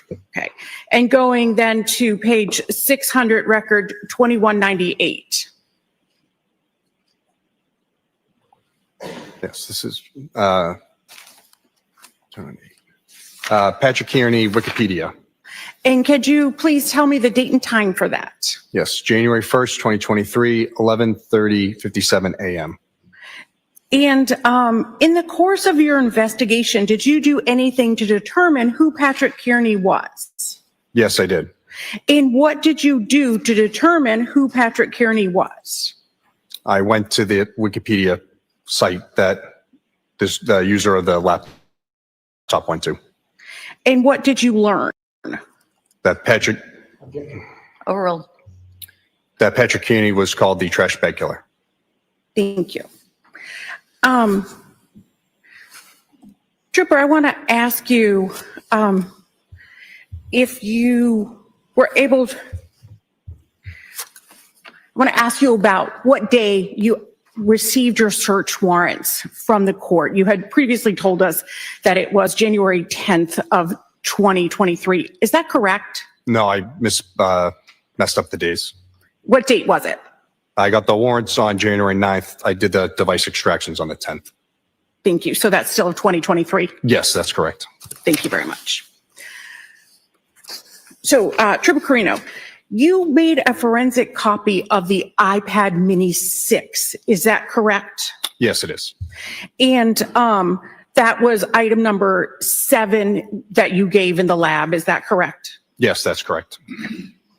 And after getting that search warrant on January 9th, how did you make the forensic copy of the device of the iPad Mini 6? So I used GrayKey, which is specialized hardware and software, to extract the information from the device so we could look at it later. Okay. And what date did you use the GrayKey? That was January 10th of 2023. Okay. And can you just explain the process to the jurors of using the GrayKey? Yes, so we get the device, we plug it into the system.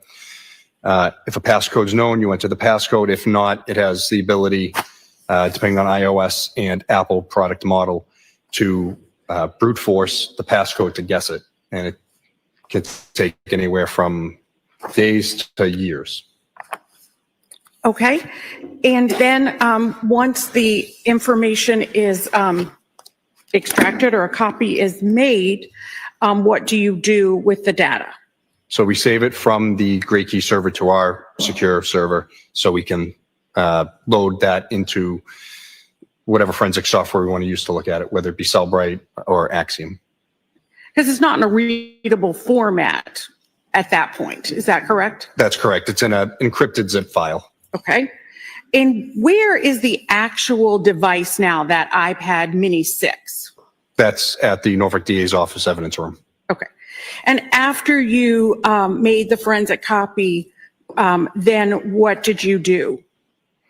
Well, the device would stay in evidence, and then we would load that, like as I said, into our forensic software to start looking at the information. And what software did you use? I use Cellbrite for this one, their Okay. physical analyzer. Trooper, had you previously examined this device, that same device, the iPad mini 6? Yes, I had. And when was that? January 7th of 2023. And how did you have possession of the iPad mini 6? It was given to us by Brian Walsh, the police. And what forensic tool did you use when you first examined the iPad mini that Brian Walsh gave to you? I used the same products. I used Great Key for the extraction and then Cellbrite Physical Analyzer to view the data. And at that time, did you have the password? Yes, I did. And what was the password for that device? 121212. And after making a forensic copy of the data, what did you do with the iPad that the police received from Brian Walsh on January 7th? Devices were returned to Brian Walsh. And was that same device in the Walsh residence on January 8th when you executed the search warrant? Yes, it was. And how do you know that it was the same device? So when we plug a system into Great Key, it creates a progress report showing the date and time that we plugged it in, the process it goes through, and creates a PDF. When we plug that same device in days later, as long as the extraction has been deleted off the server, it rereads and knows this is the same device, same serial number. The hash value for the information may be different because time has changed, so user input and changes to the device will show. So The serial number's the same. yeah, serial number is the same. The Apple ID, the model number, all that stays the same. And who assigns the serial number? Apple, when it's manufactured. Okay. So when you examined the device on January 10th, after the search warrant issued, did you determine who the iPad, whose Apple ID, for this iPad, whose Apple ID was associated with it? Yes, I did. And what was the Apple ID? BRW at 10saleconsulting.com. And was there a device name? Yes, Brian's iPad. And when you first examined the iPad mini 6 on January 7th, what was the Apple ID? The same, BRW at 10 Sale Consulting. And what was the device name? Again, the same, Brian's iPad. Were you limited in the dates that the search warrant allowed you to examine? Yes.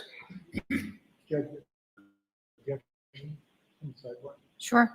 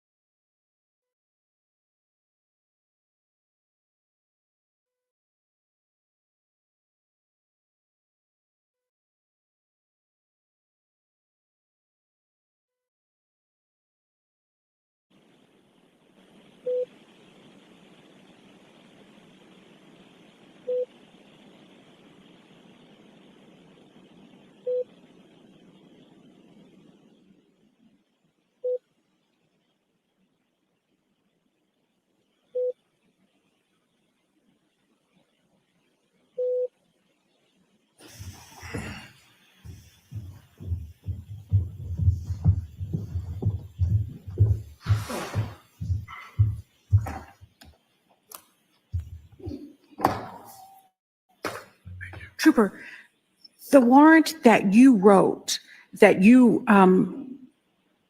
sought, you limited the dates to 12/25/22 through January 8th of 2023 for the data that you could look at. Is that correct? Yes, that's correct.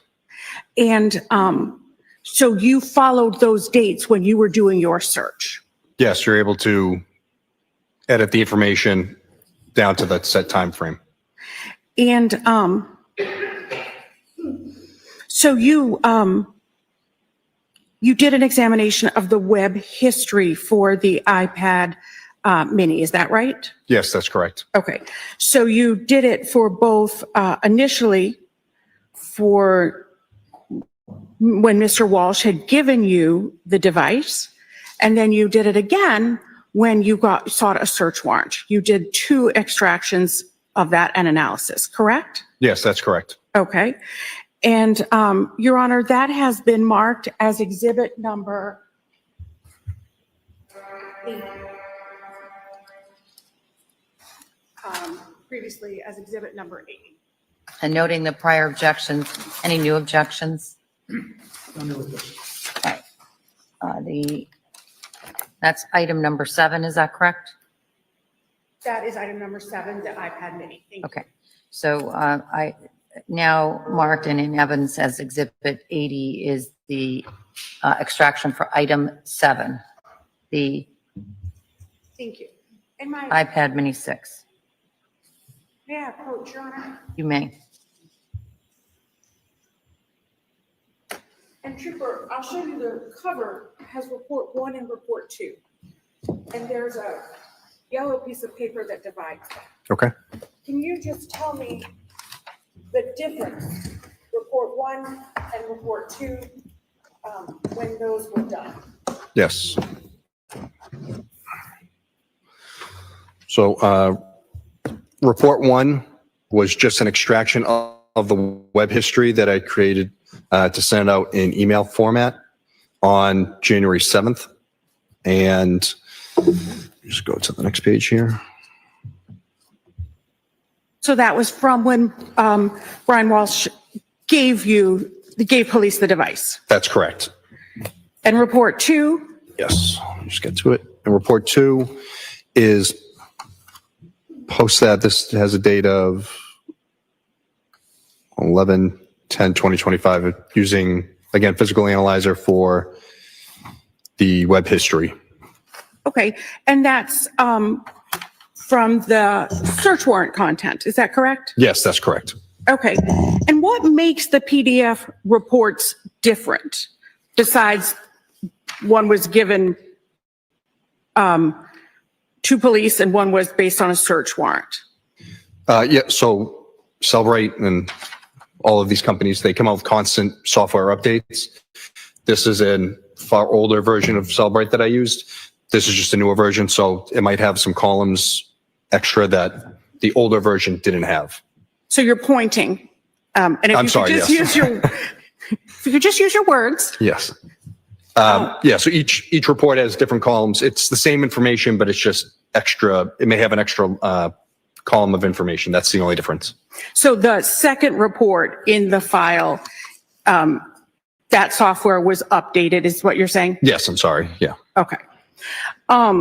So you said that the binder contains the web history from the iPad. So those are the same? The web history is the same?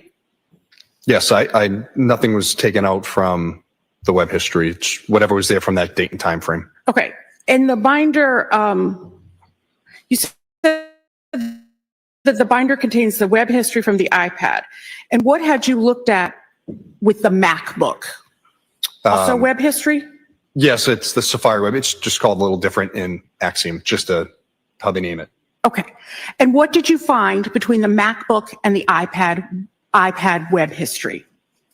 So the web history for the iPad, other than numerous more YouTube videos, had the same searches that we saw that are in the MacBook. Were you able to determine which device, the laptop, meaning the MacBook, or the iPad, the searches originated from? Yes, I was. How? So initially, I had only looked at the iPad first and had believed that they possibly had come from that.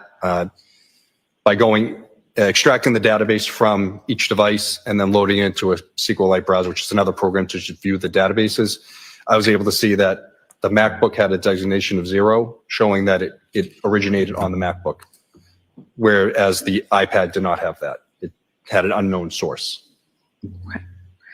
And what did that indicate to you? That the MacBook, all of these searches that were done on the MacBook were native to that machine, not from another device coming over. So what did that indicate that had happened with the iPad? Well, that due to the Apple IDs being the same in both devices, the iPad during setup must have had the sync function on because it was able to sync the web history to the iPad, but not the iPad to the MacBook. And what does sync mean? Synchronize. Apple makes their products so if you use the same Apple ID on your phone, your laptop, and your iPad, it shares all the information so you're not constantly switching between devices. If a user does not change the settings, the data can sync across devices that are signed in with the same Apple ID. Is that correct? Yes, that's correct. Okay. So if you look back at the big binder, that being Exhibit 79, and you look at like record 2365 on page 650.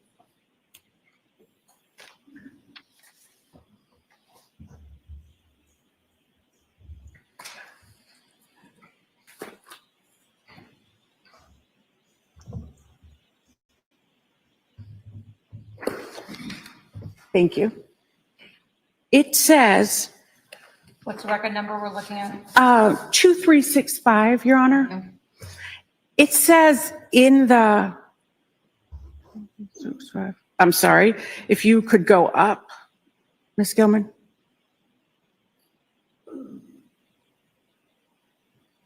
Yeah, 2364, I should have said. In that URL, it says channel equals iPad _ BM and source. What does that mean?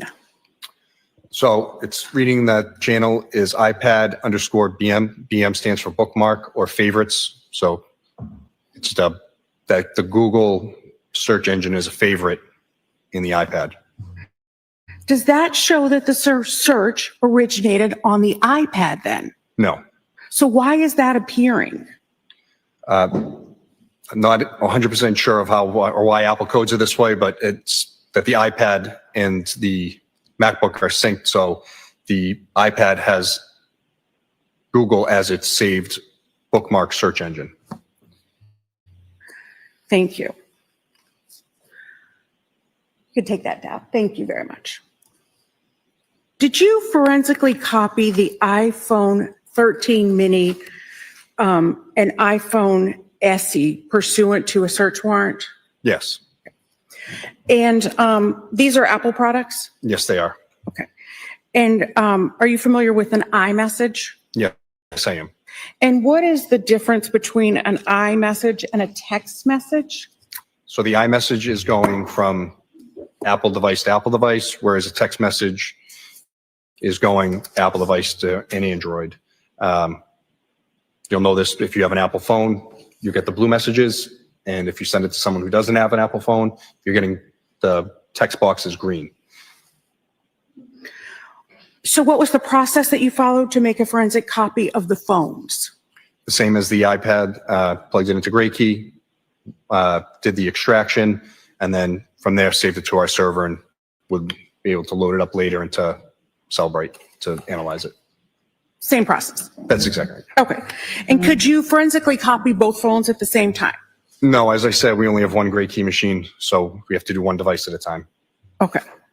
And then were you able to look at the device on a program like Cellbrite? Yes, that's what I use, Cellbrite Physical Analyzer.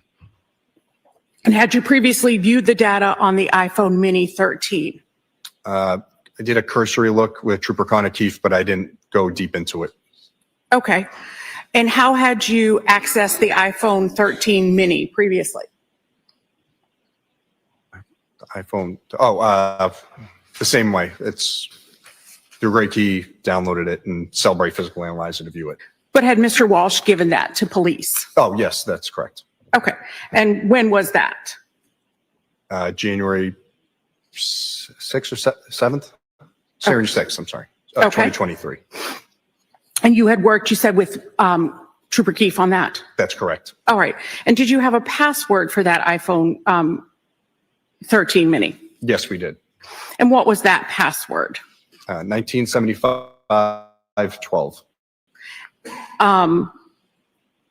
And were you able to determine a phone number for that iPhone 13 mini? Yes, I was. And do you know the phone number? Yes.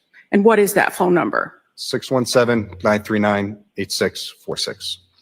And what is the Apple ID for that phone? So there were two listed, Diana_Walsh at Comcast.net, I believe, and then Brian R. Walsh at gmail.com. So that's not the same as the magnificence of that. Well, the phone wouldn't sync to those other two devices. Did you examine the device to see if the iPhone mini 13 was used on January 1st and 2nd of 2023? Yes, I did. And how did you do that? I pared it down by date and then looked at the device events. And were you able to prepare a report? Yes, I was. And how did you prepare that report? I exported the device events from the phone from Cellbrite Physical Analyzer to PDF.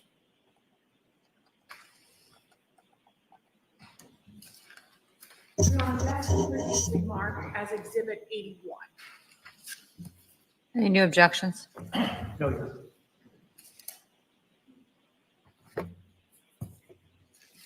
Honor. What's the item number on this one, since that's what I've been keeping track of these? Oh, the item number on this one is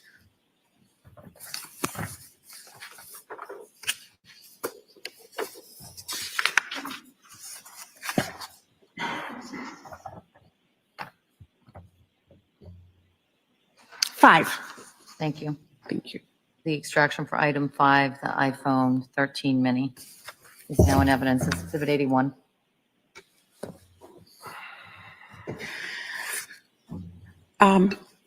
Your Honor, might Ms. Gilman display this? She may.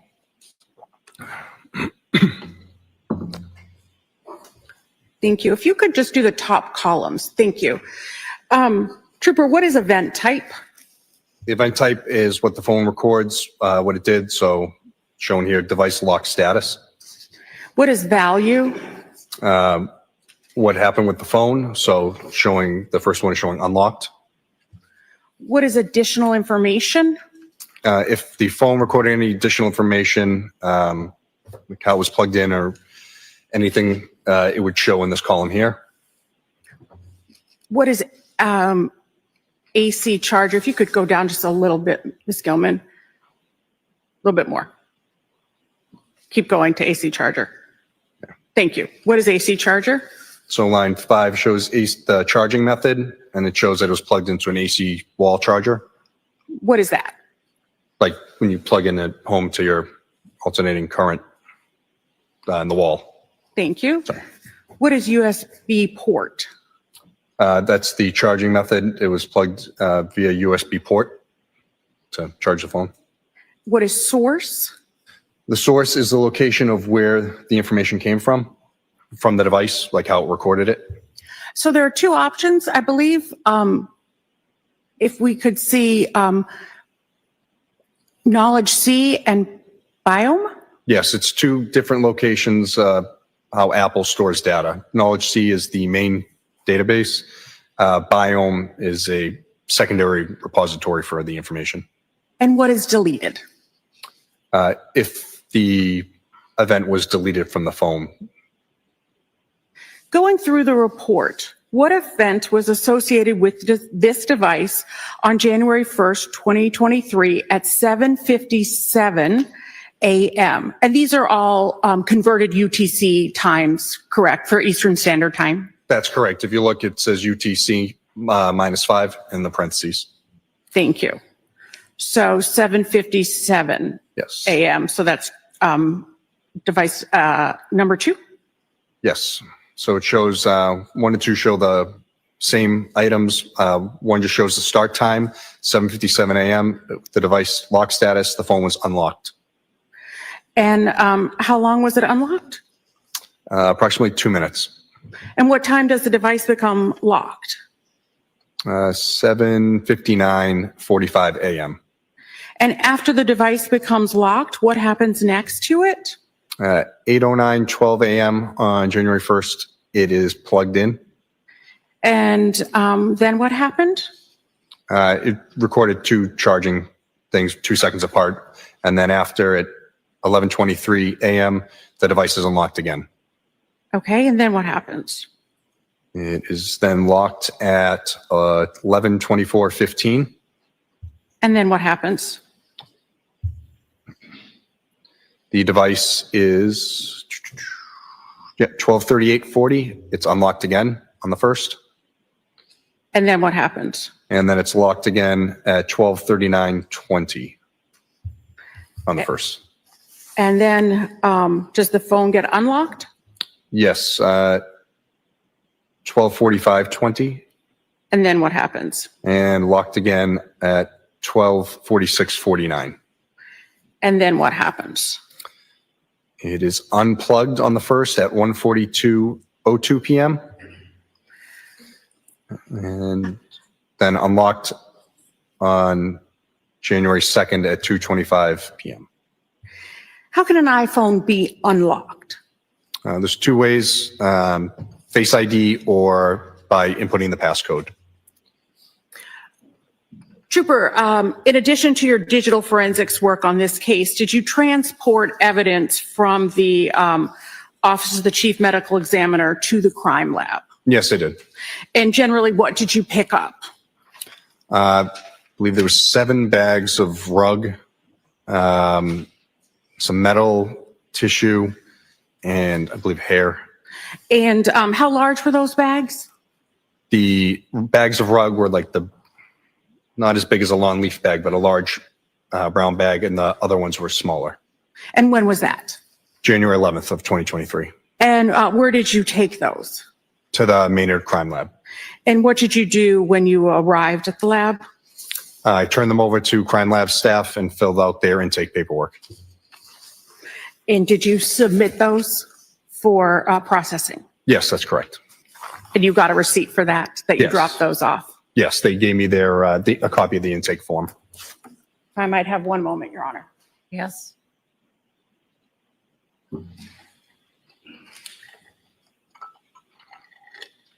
Thank you, Your Honor. Cross-exam?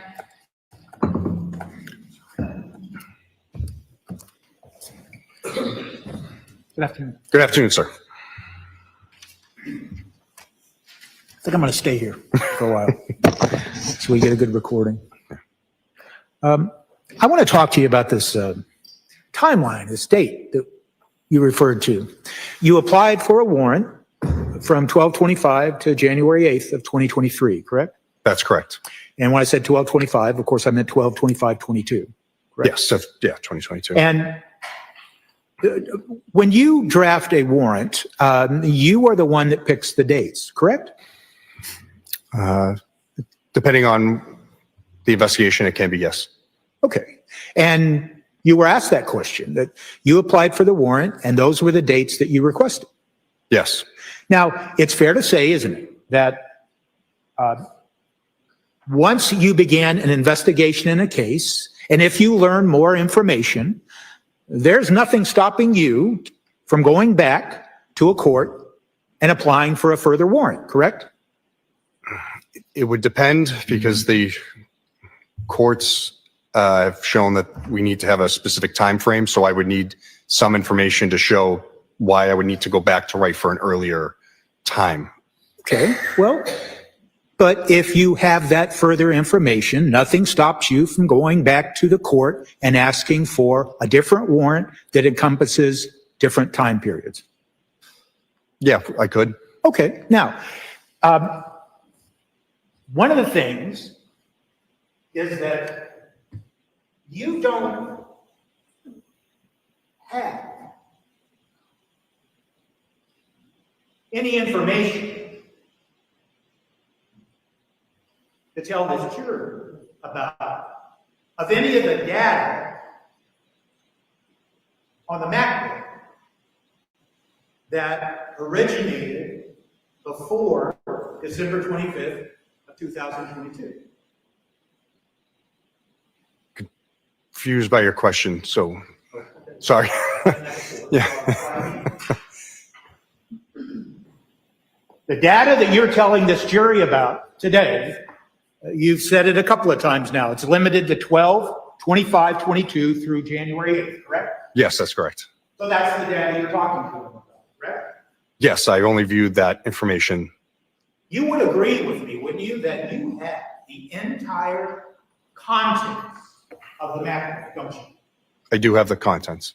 And how far in date does the content go back on the MacBook?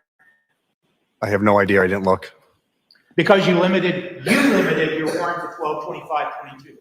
That's correct. So if you thought as an officer involved in an investigation that there might be some important information that predates 12/25/22, you have every right, and there's a procedure for you to go back to the court and explain to the court why you think there might be more information back before 12/25, and see if you could get a warrant to cover that earlier information. If I had information showing that there was more, then I could, yes. Okay, and you never did. I don't believe I had any other information showing that I needed to. And you didn't have any information that you thought it would be important to your investigation to go back before December 25th, did you? For my role, that's correct. Okay. So when we heard about, for instance, this Pornhub search that occurred on 12/27, remember that? Yes, sir. And we heard about some other Pornhub reviews, like Chattergate, correct? That's correct. And something about Miss Bell, correct? About what? Miss Bell? I don't remember it off the top of my head. I'm sorry, Miss B. I still don't remember, but okay. Okay. Do you remember seeing record 831? Do you have, I apologize.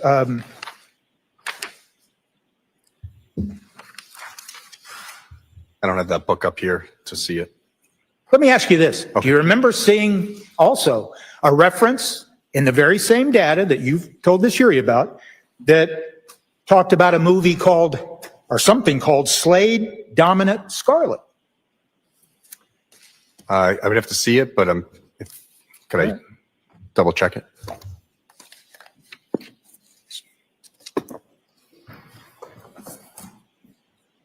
Well, this pedestal doesn't work quite right. I have my copy. If you want to just tell me the page, I can look. If that's I do apologize. I'm going to give you the page in just a second. Okay. I don't know About why. 8:32. Thank you, Judge. Sure. What was it? I'm sorry. 8:32.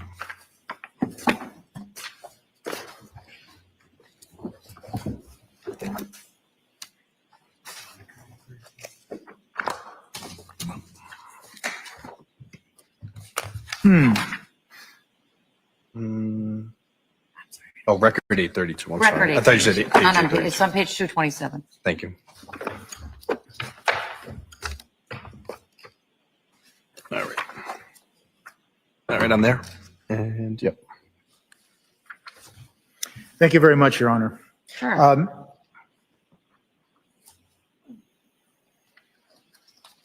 So now I want to focus your attention to record 831 Yes. on page 226.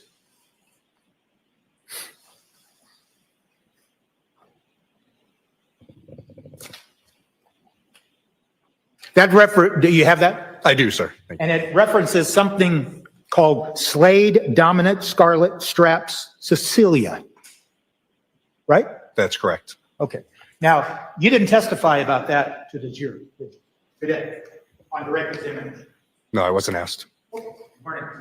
You would agree with me, wouldn't you, that when you look at these searches involving Pornhub, that in fact, there's a number of, and I keep referring to them to searches, but let me just ask this.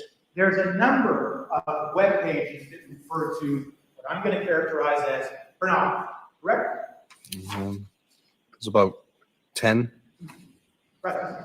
And am I right to say that that cheating wife reference, what's the entire title of the cheating wife reference? Cheating wife seduces another man to impregnate her. Scarlet Scandal, Seth Gamble, Erotica X, Pornhub.com. Do you have any idea how that particular porn movie, whatever it is, do you know how it came about?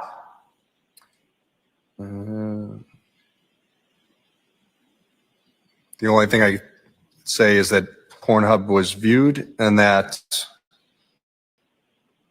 video was selected. Okay. You would agree with me, wouldn't you, that there is no specific search term for cheating wife, is there? Well, it wasn't in a Google search. It was through Pornhub, so it doesn't record that. Okay, so your answer is I agree with you, or yes. That there's no specific terms listed? That is correct. The video was there. Clicked on it. Because you've already told this jury, and they saw it in a number of examples, that when the user enters a particular search term, the user, that it's a particular word, and then there's generally a plus sign that attaches it to the next search term, correct? Only in the Google search engine. Okay. And with regards to this movie Cheating Wife, there is no indication that the term cheating or the term wife or anything else was used to get to that movie. As I said, I can't view any terms that were put into Pornhub, so it only shows me that search query in Google. And let me ask you this, part of your investigation, did you ever go and view some of that movie? No, I did not. Okay. But you did testify that there were times, like for other searches, you went and followed the document and the links, and you reviewed the document. That's correct. But with regard to this movie, you have no idea what this movie is about, correct? That's correct. And you don't know then, prior to December 25th of 2022, how many times, whoever was looking at the MacBook, how many times they frequented porn movies at Pornhub, do you? I didn't look at any data prior to December 25th. Okay. And you don't know how long this person that was looking at this movie, how long they viewed the movie, or if they viewed it at all. I do. It shows me a time frame of 7 minutes. Okay, 7 minutes. And how long is the movie? I have no idea. So someone started watching that movie, they watched it for 7 minutes, and that was the end of it. Is that your testimony? That's correct. And then I went to that Slade Dominant Scarlet video. Okay, and that Slay Scarlet, do you recognize the fact that there is some actress referred to with regards to the cheating wife thing that's also named Scarlet? That's correct. So it's fair to say, isn't it, that you have no idea as you sit here today whether the person who is looking at this Pornhub video, if they're trying to get access to movies that have perhaps their favorite actress or anything else of the sort, do you? I don't know who this person is, so I have no idea. That's correct. I don't know.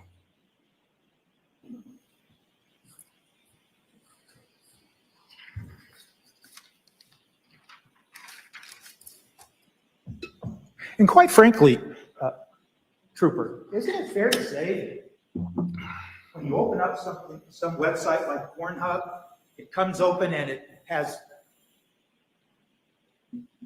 all of these possible selections you can make? I don't know. I'm not a peruser of Pornhub, but sure it has options. So you have no idea what options were presented to the person that opened up this page, do you? No, I don't. But yet,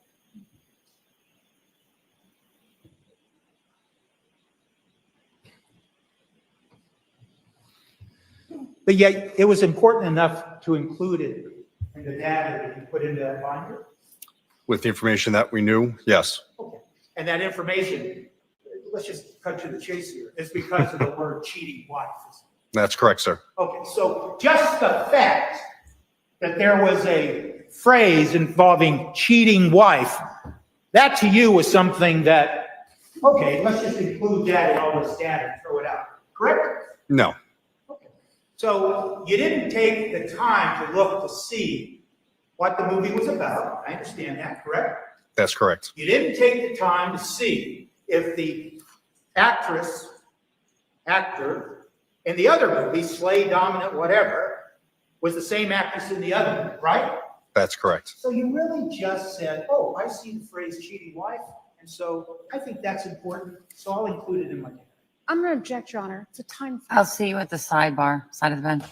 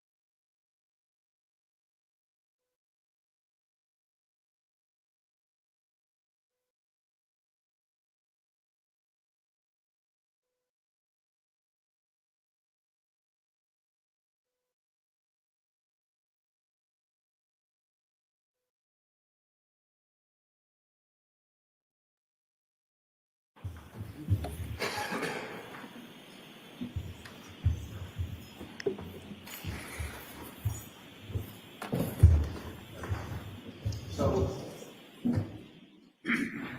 first, my apologies, because I'm afraid that my question is misleading. Go back. This binder that has been marked as an exhibit contains the entire contents of what you found on the MacBook between the dates of 12/25/22 and January 8th of 2023. Yes, that's correct. Okay. So when I suggested in my question that you, sir, selected certain things, that is completely wrong, isn't it? That's correct. Okay. And so I should have used this word. You would agree that you were focused on, by the question, you were focused on the title cheating one, correct? Yes, I was asked that in direct. Okay. Hold on. But you were never focused on direct examination as to the other porn movie, the Slay, Dominant, or whatever the title is, right? That's correct.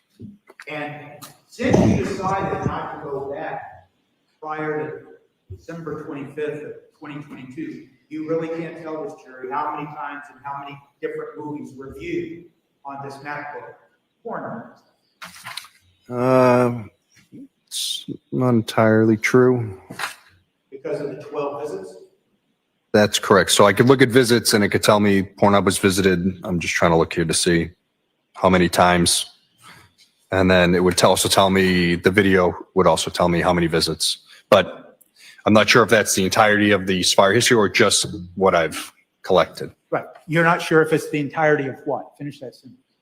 The web history that's in the device, yes. So you just don't. That's correct. I didn't go back. And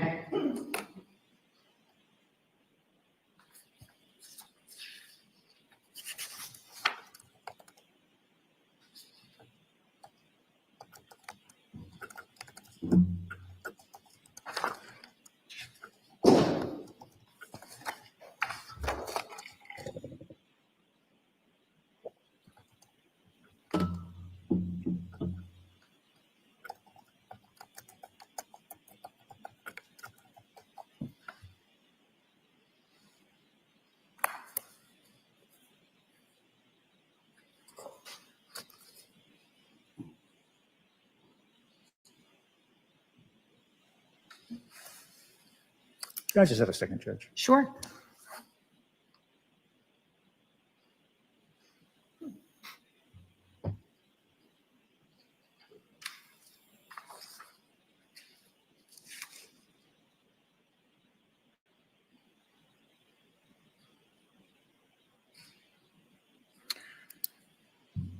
So I want to ask you now some questions about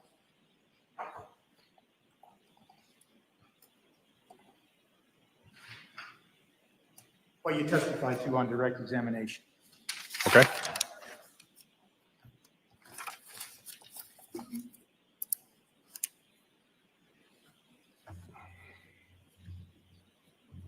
Let's just start with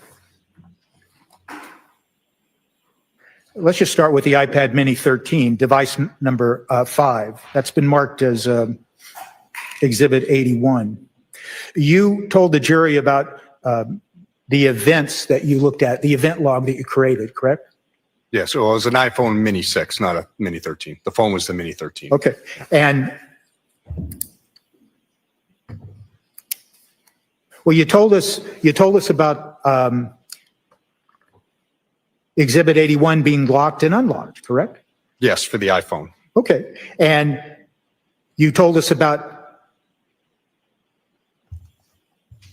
how it could be locked or unlocked using either a password or face recognition. Yes, that's correct. And how long did it stay unlocked and then locked in the time period that you looked at? I would have to see the report again, but I believe it's a couple minutes for each. Okay. And did you ever determine what was being done on the phone during the time it was unlocked? Again, I'd have to look at the Cellbrite report to see other activity or go through the timeline view to see what the phone was doing. I didn't do a full invest into the phone. Trooper Keefe did. I see. So Trooper Keefe can tell us about that. I think so.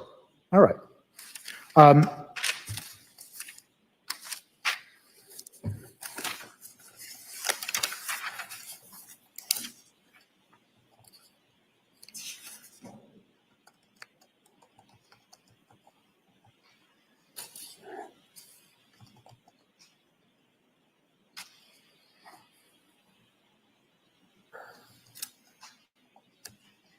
It's fair to say that using Celebrite, the software you told us about, you can create reports that include certain information and exclude other information. Yes.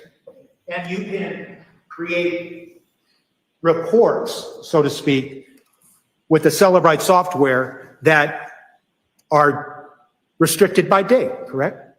That's correct. And you can do term searches, correct? Yes. Well, you can. Well, I was thinking my question was going to be if you're doing like an entire phone search or you're just looking, say, messages or web history, because there's different places to search these terms. Or whatever you're looking for, say a phone number or whatever. Okay. So you can decide what information you want to look at using Cellebrite, and then whatever information you're looking at, you can dictate what terms you think are important to search for, and then you can search for them. Yes, if I had specified terms that I need to look for, yes. And did you do a term search on the MacBook for instance, divorce? No. For the MacBooks, I didn't do any term searches. I just did my timeline from what was allowed in the warrant. Are you aware of the fact that, well, let me ask you this. On that MacBook that you told us about sometime, the reference to divorce and all the things we heard on direct examination, that only occurred on 12/27 of 2022. Is that fair to say? I can only say what I've looked for from that time frame. If anything happened prior, I don't know. But my question is, what you testified to, the references that you were asked multiple times on direct examination regarding divorce only occurred on 12/27. That's correct from what I have. And what was the time period for where all those searches you told us about, referencing divorce, what was the time period? I don't remember the exact time. I believe it was around 11 o'clock in the morning, but I could be mistaken. I would have to look. What was the time period that was encompassed that covered the entire divorce searches that you referenced on direct examination? As I said, I don't know the exact time. Would have to look to see. And what time did those divorce searches that you referenced in direct examination, what time did they occur? Again, I'd have to look at the notes to see the exact date and times. But you would agree they only occurred on 12/27? I believe that's the when they all happened, yes. And one of the searches that you told the jury about had to do with something like 10 best states. I think it was 5, but yes, 5 best states. Did you take the time to look at those documents that were referred to those searches? I don't know if I looked at all of the divorce ones. I did look at some. And you would agree that if someone were to be searching for divorce, they could be searching for the topic of divorce and how divorce might affect protection of family assets. You'd agree with that, wouldn't Could that? you? Yes. It could, yes. And are you aware, Trooper, as you sit here today, that around that time of December 27th, are you aware of the fact that Brian Walsh and Anna Walsh were talking about the sale of one of their properties?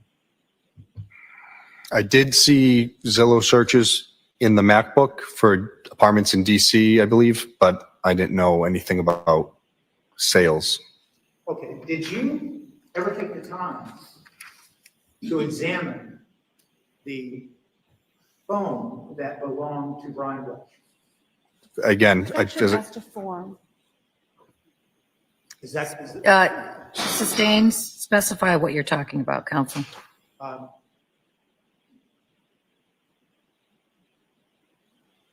what are the phones that you examined that were associated to Brian Walsh? as I said, I only did a cursory look through the iPhone 13 regarding the device events, and that was about it. So is that, would Trooper Keith know more about that? Yes, he did most of the mapping. Yes, that's true.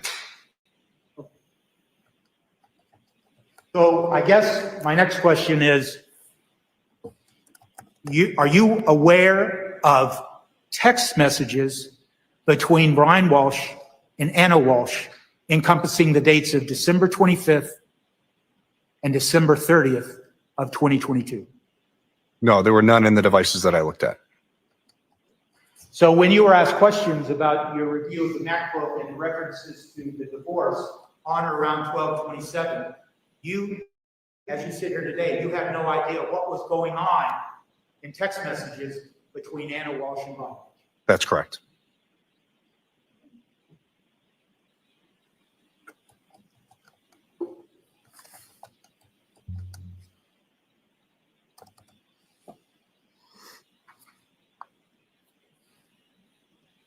And you said you reviewed some of the documents that were associated with the divorce searches. Did you see any documents that was specifically referenced what states were more beneficial when it comes to fees and the timing for judgment nisi and things like that in the context of a divorce? Unless it was listed on the webpage, I didn't see any specific searches for that itself. And did you, as you sit here today, do you recall reading any documents associated with those divorce searches that had to do with protecting assets of family? No, I looked at these years ago. I haven't looked at them since.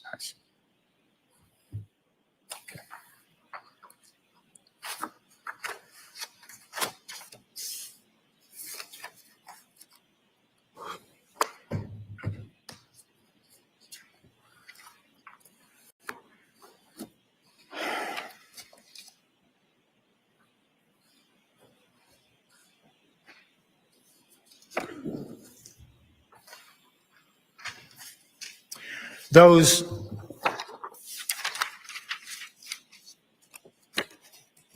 searches that you were asked about on direct examination coming from the MacBook and the data that you extracted, the many searches that had to do with Chase. You recall those questions?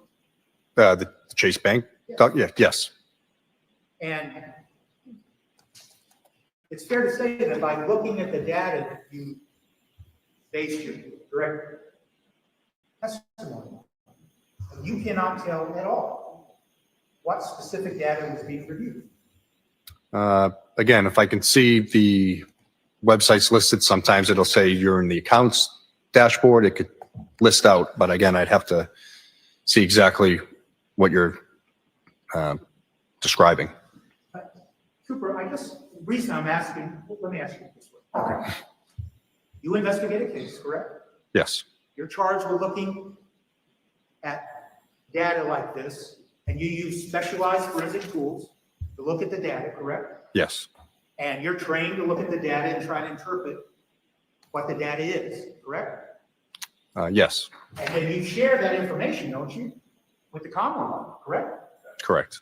And so now you were brought in here as a witness, and you were just asked questions about all of these searches that occurred regarding Chase, correct?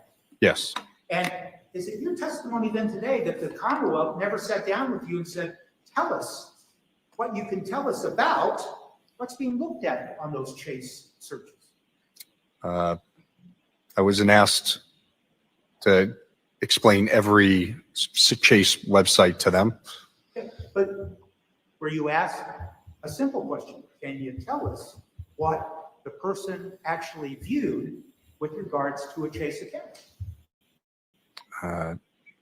Again, if I see the data, I can explain it, but I can't say everything. No, I understand. Yeah. And I'm not. Yeah. No, I don't understand your question then. Well, have you sat down with the Commonwealth in the context of this specific case and those Chase searches and tried to explain to them what it is as the digital expert in the case, what was being viewed on the Chase accounts? Just that Chase had been, the website for the Chase account had been visited. And that's it. That's correct.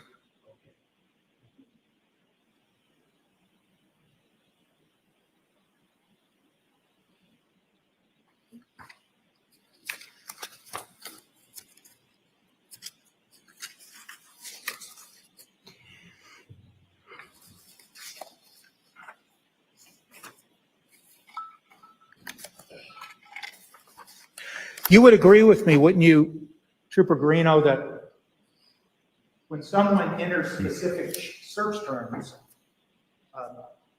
then the browser or the search engine that they're using will generate a number of results, correct? Yes. And then the user can click on some of those results or bypass some of those research results and just go to some other results. That's correct. And when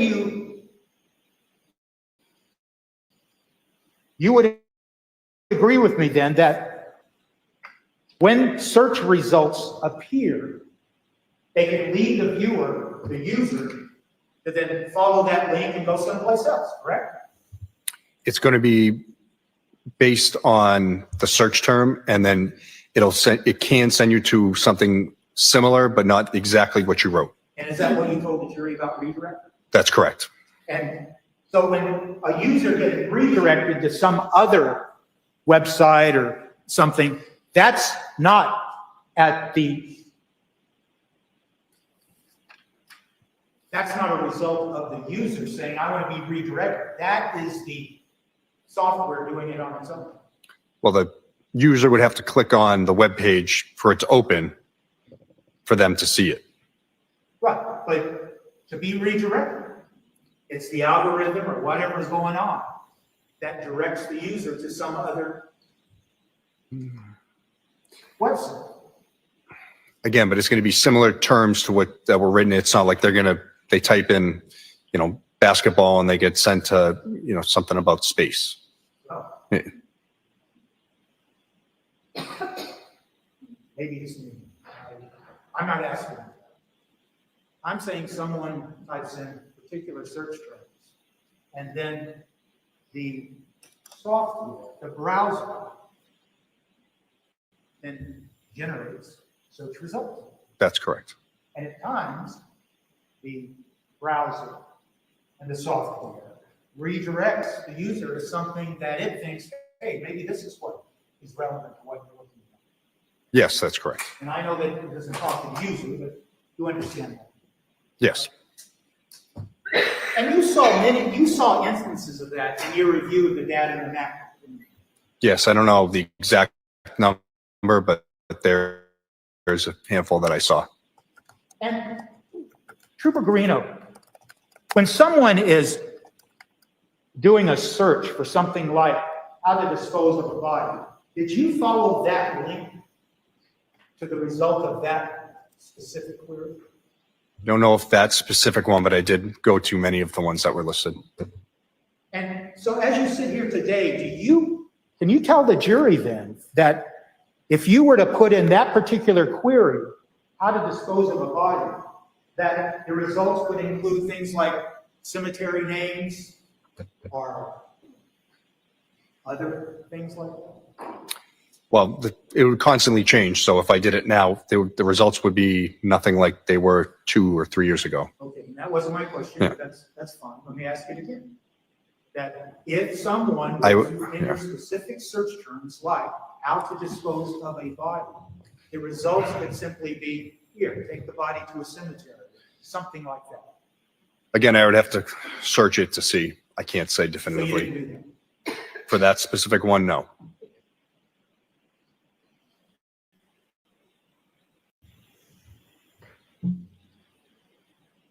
And so it's fair to say that when someone is using specific search terms, sometimes you have to add additional terms to get information that might be more helpful to what you're asking about. So like adding more words? Is that what you're saying? That could be, yes. So it could be the fact that to get more specific information about, for instance, how to dispose of a body, you would then have to add another search term like murder to get more specific information that you might be looking for. I can't say. So you didn't try that out in your context of your investigation in this case. Again, this was years ago that I did this, so I have no recollection of it.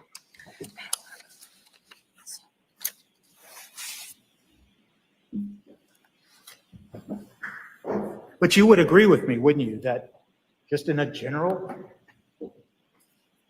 context, whether we're talking about terms like murder or any other term, sometimes to get more search results, you have to add more terms. Again, I can't say for certain.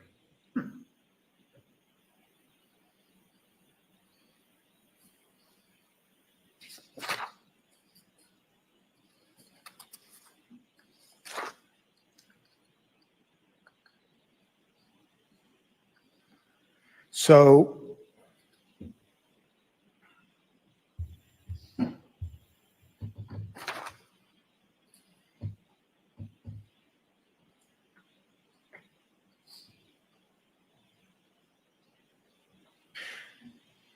You would agree, wouldn't you, that your review of the MacBook data that you extracted, that all of these dark search queries that you were asked specifically on direct examination, that they all occurred only after 4:52 a.m. on January 1st, 2023? That I was able to see, yes. When you say able to see, Well, I didn't have anything going back prior to the 25th, so I only have what was limited via the search warrant, but everything was from the 1st to about, I believe, the 4th. but we've already been through this, so Yeah. let me ask you again. If you wanted to see if there was searches conducted on this MacBook where someone is trying to figure out how to dispose of a body before January 1st of 2023, and you thought that was important to your investigation, once again, you could have gone back and applied for a warrant to see if there were, right? Well, I'd have to show probable cause for the warrant to show why I would need to go back further than the 25th that I've already written for. So you had no probable cause then to go back to the court and say, I have reason to believe that someone might have been trying to learn how to dispose of a body prior to January 1st of 2023 at 4:52 in the morning. Objection. Overruled. That's correct.